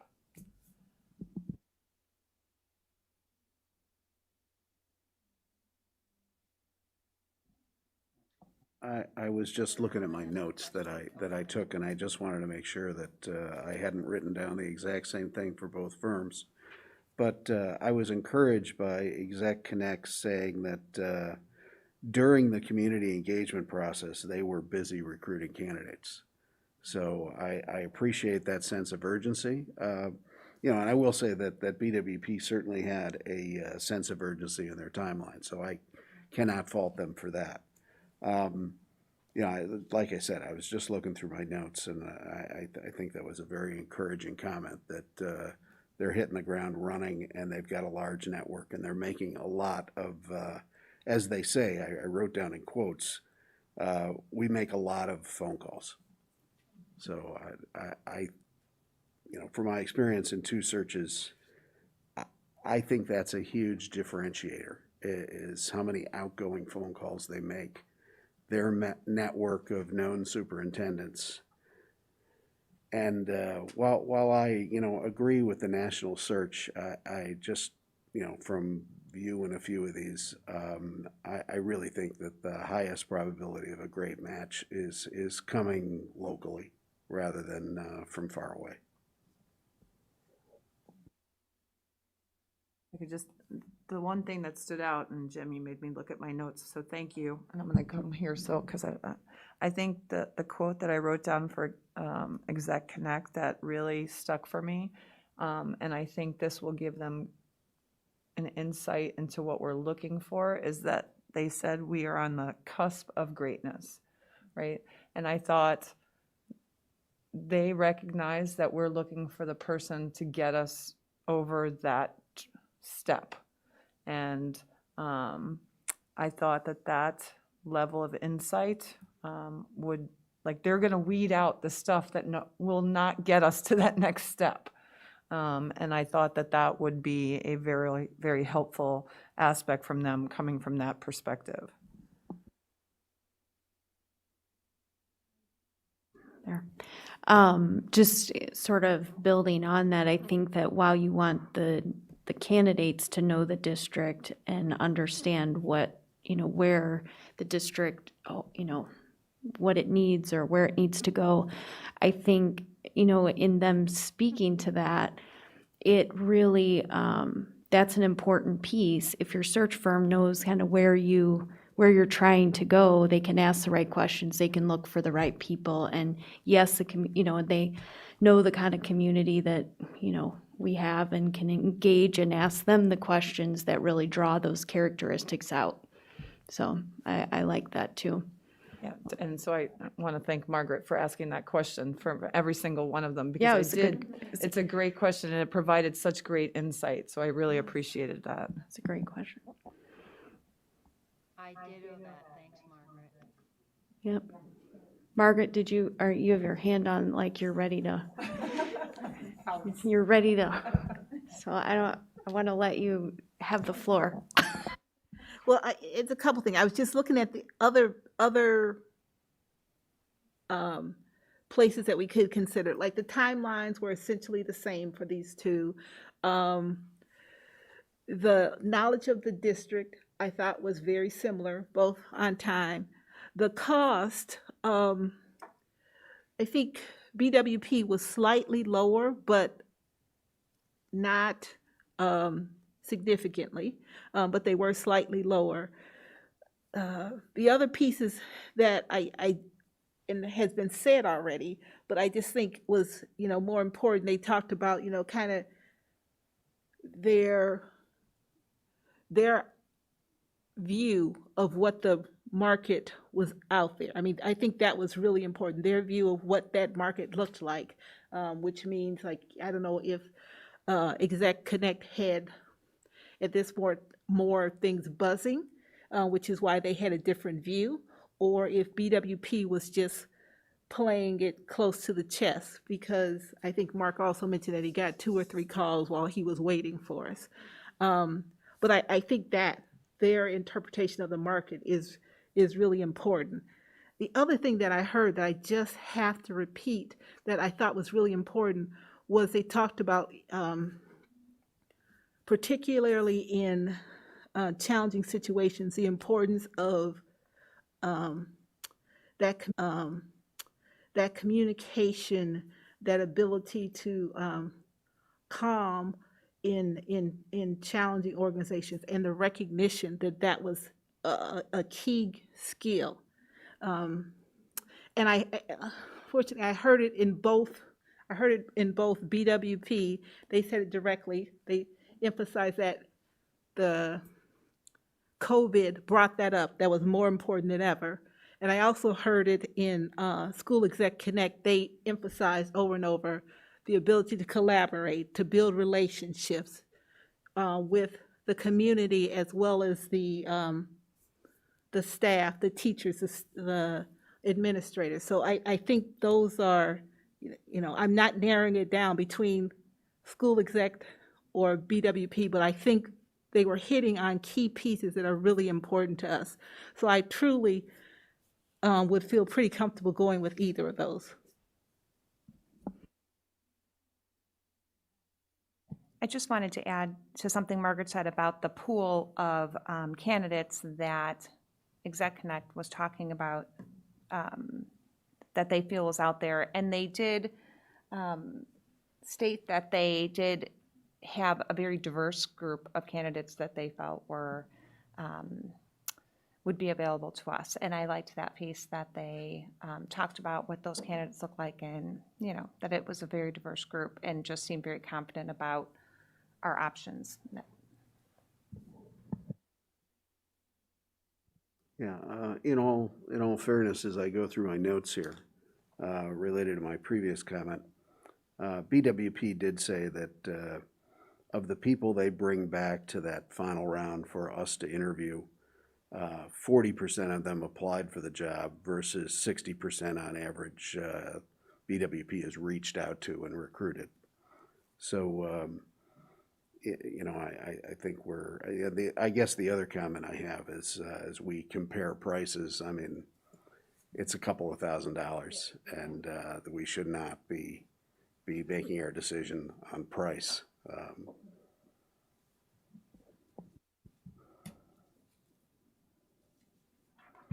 Well, I do think, I mean, BWP really, the relationships, you know, they go deep, you can tell. And I think, you know, that stat, Jim, that you just read, you know, they have those relationships so they can go recruit and tap people or talk to people, which is, you know, a good characteristic. And then one thing just to me that was notable about,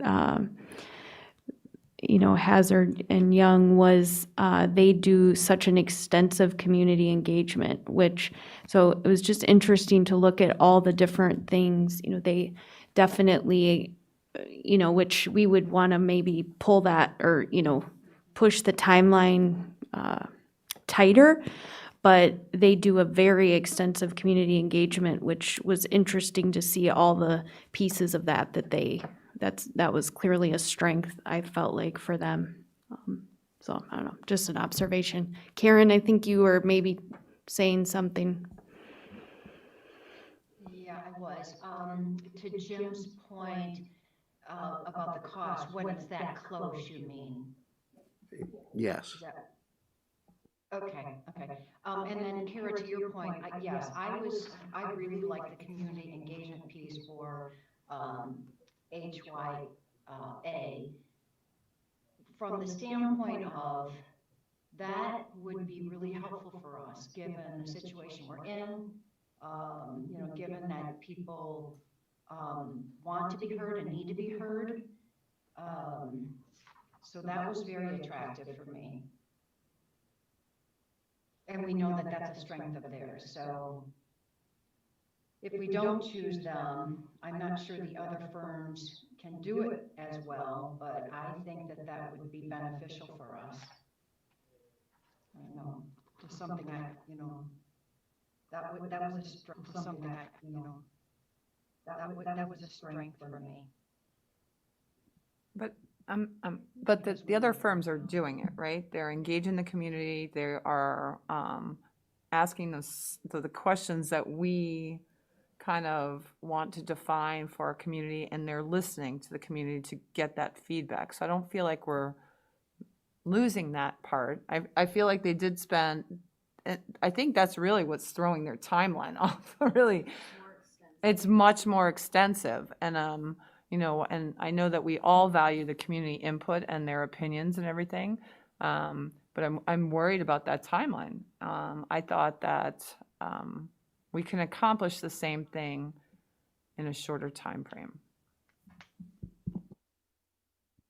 I know that they did all talk to their community engagement quite extensively, and they all had their own little different way of doing it. You're right, Karen. They the first presentation, it did seem like that piece was a little more extensive. One thing about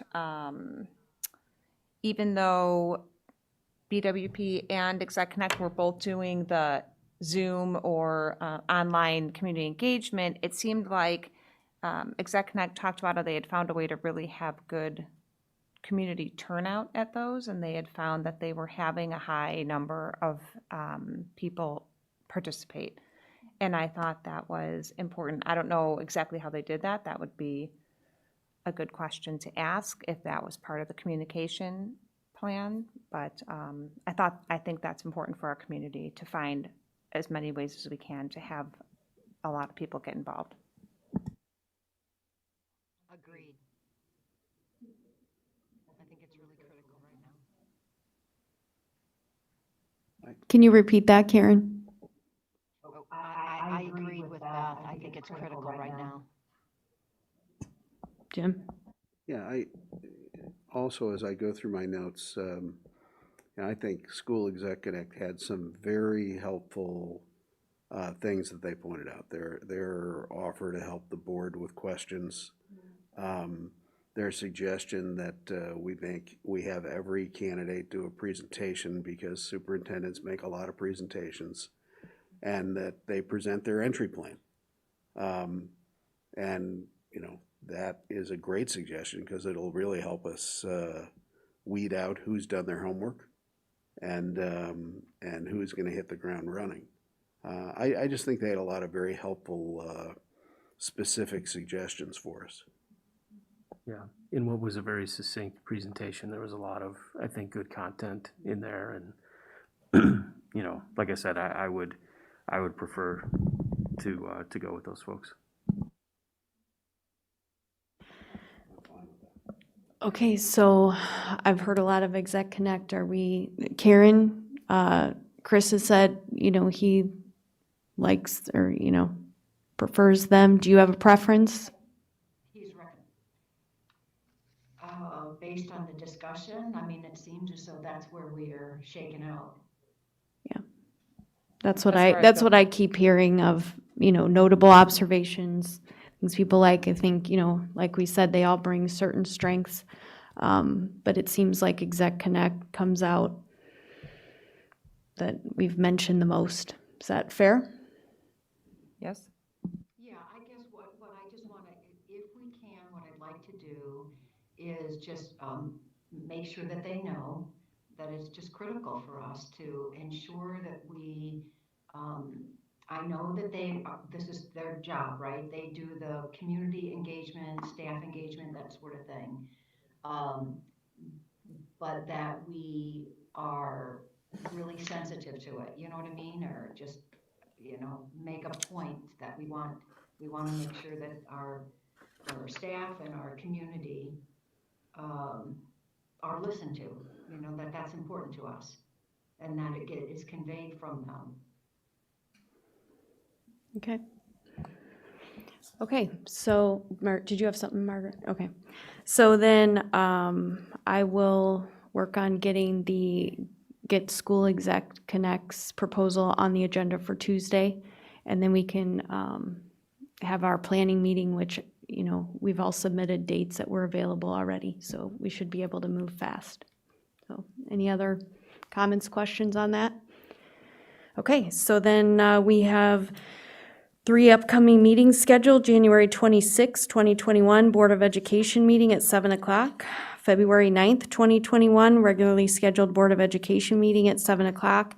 And February 23rd, 2021, regularly scheduled Board of Education meeting at 7 o'clock.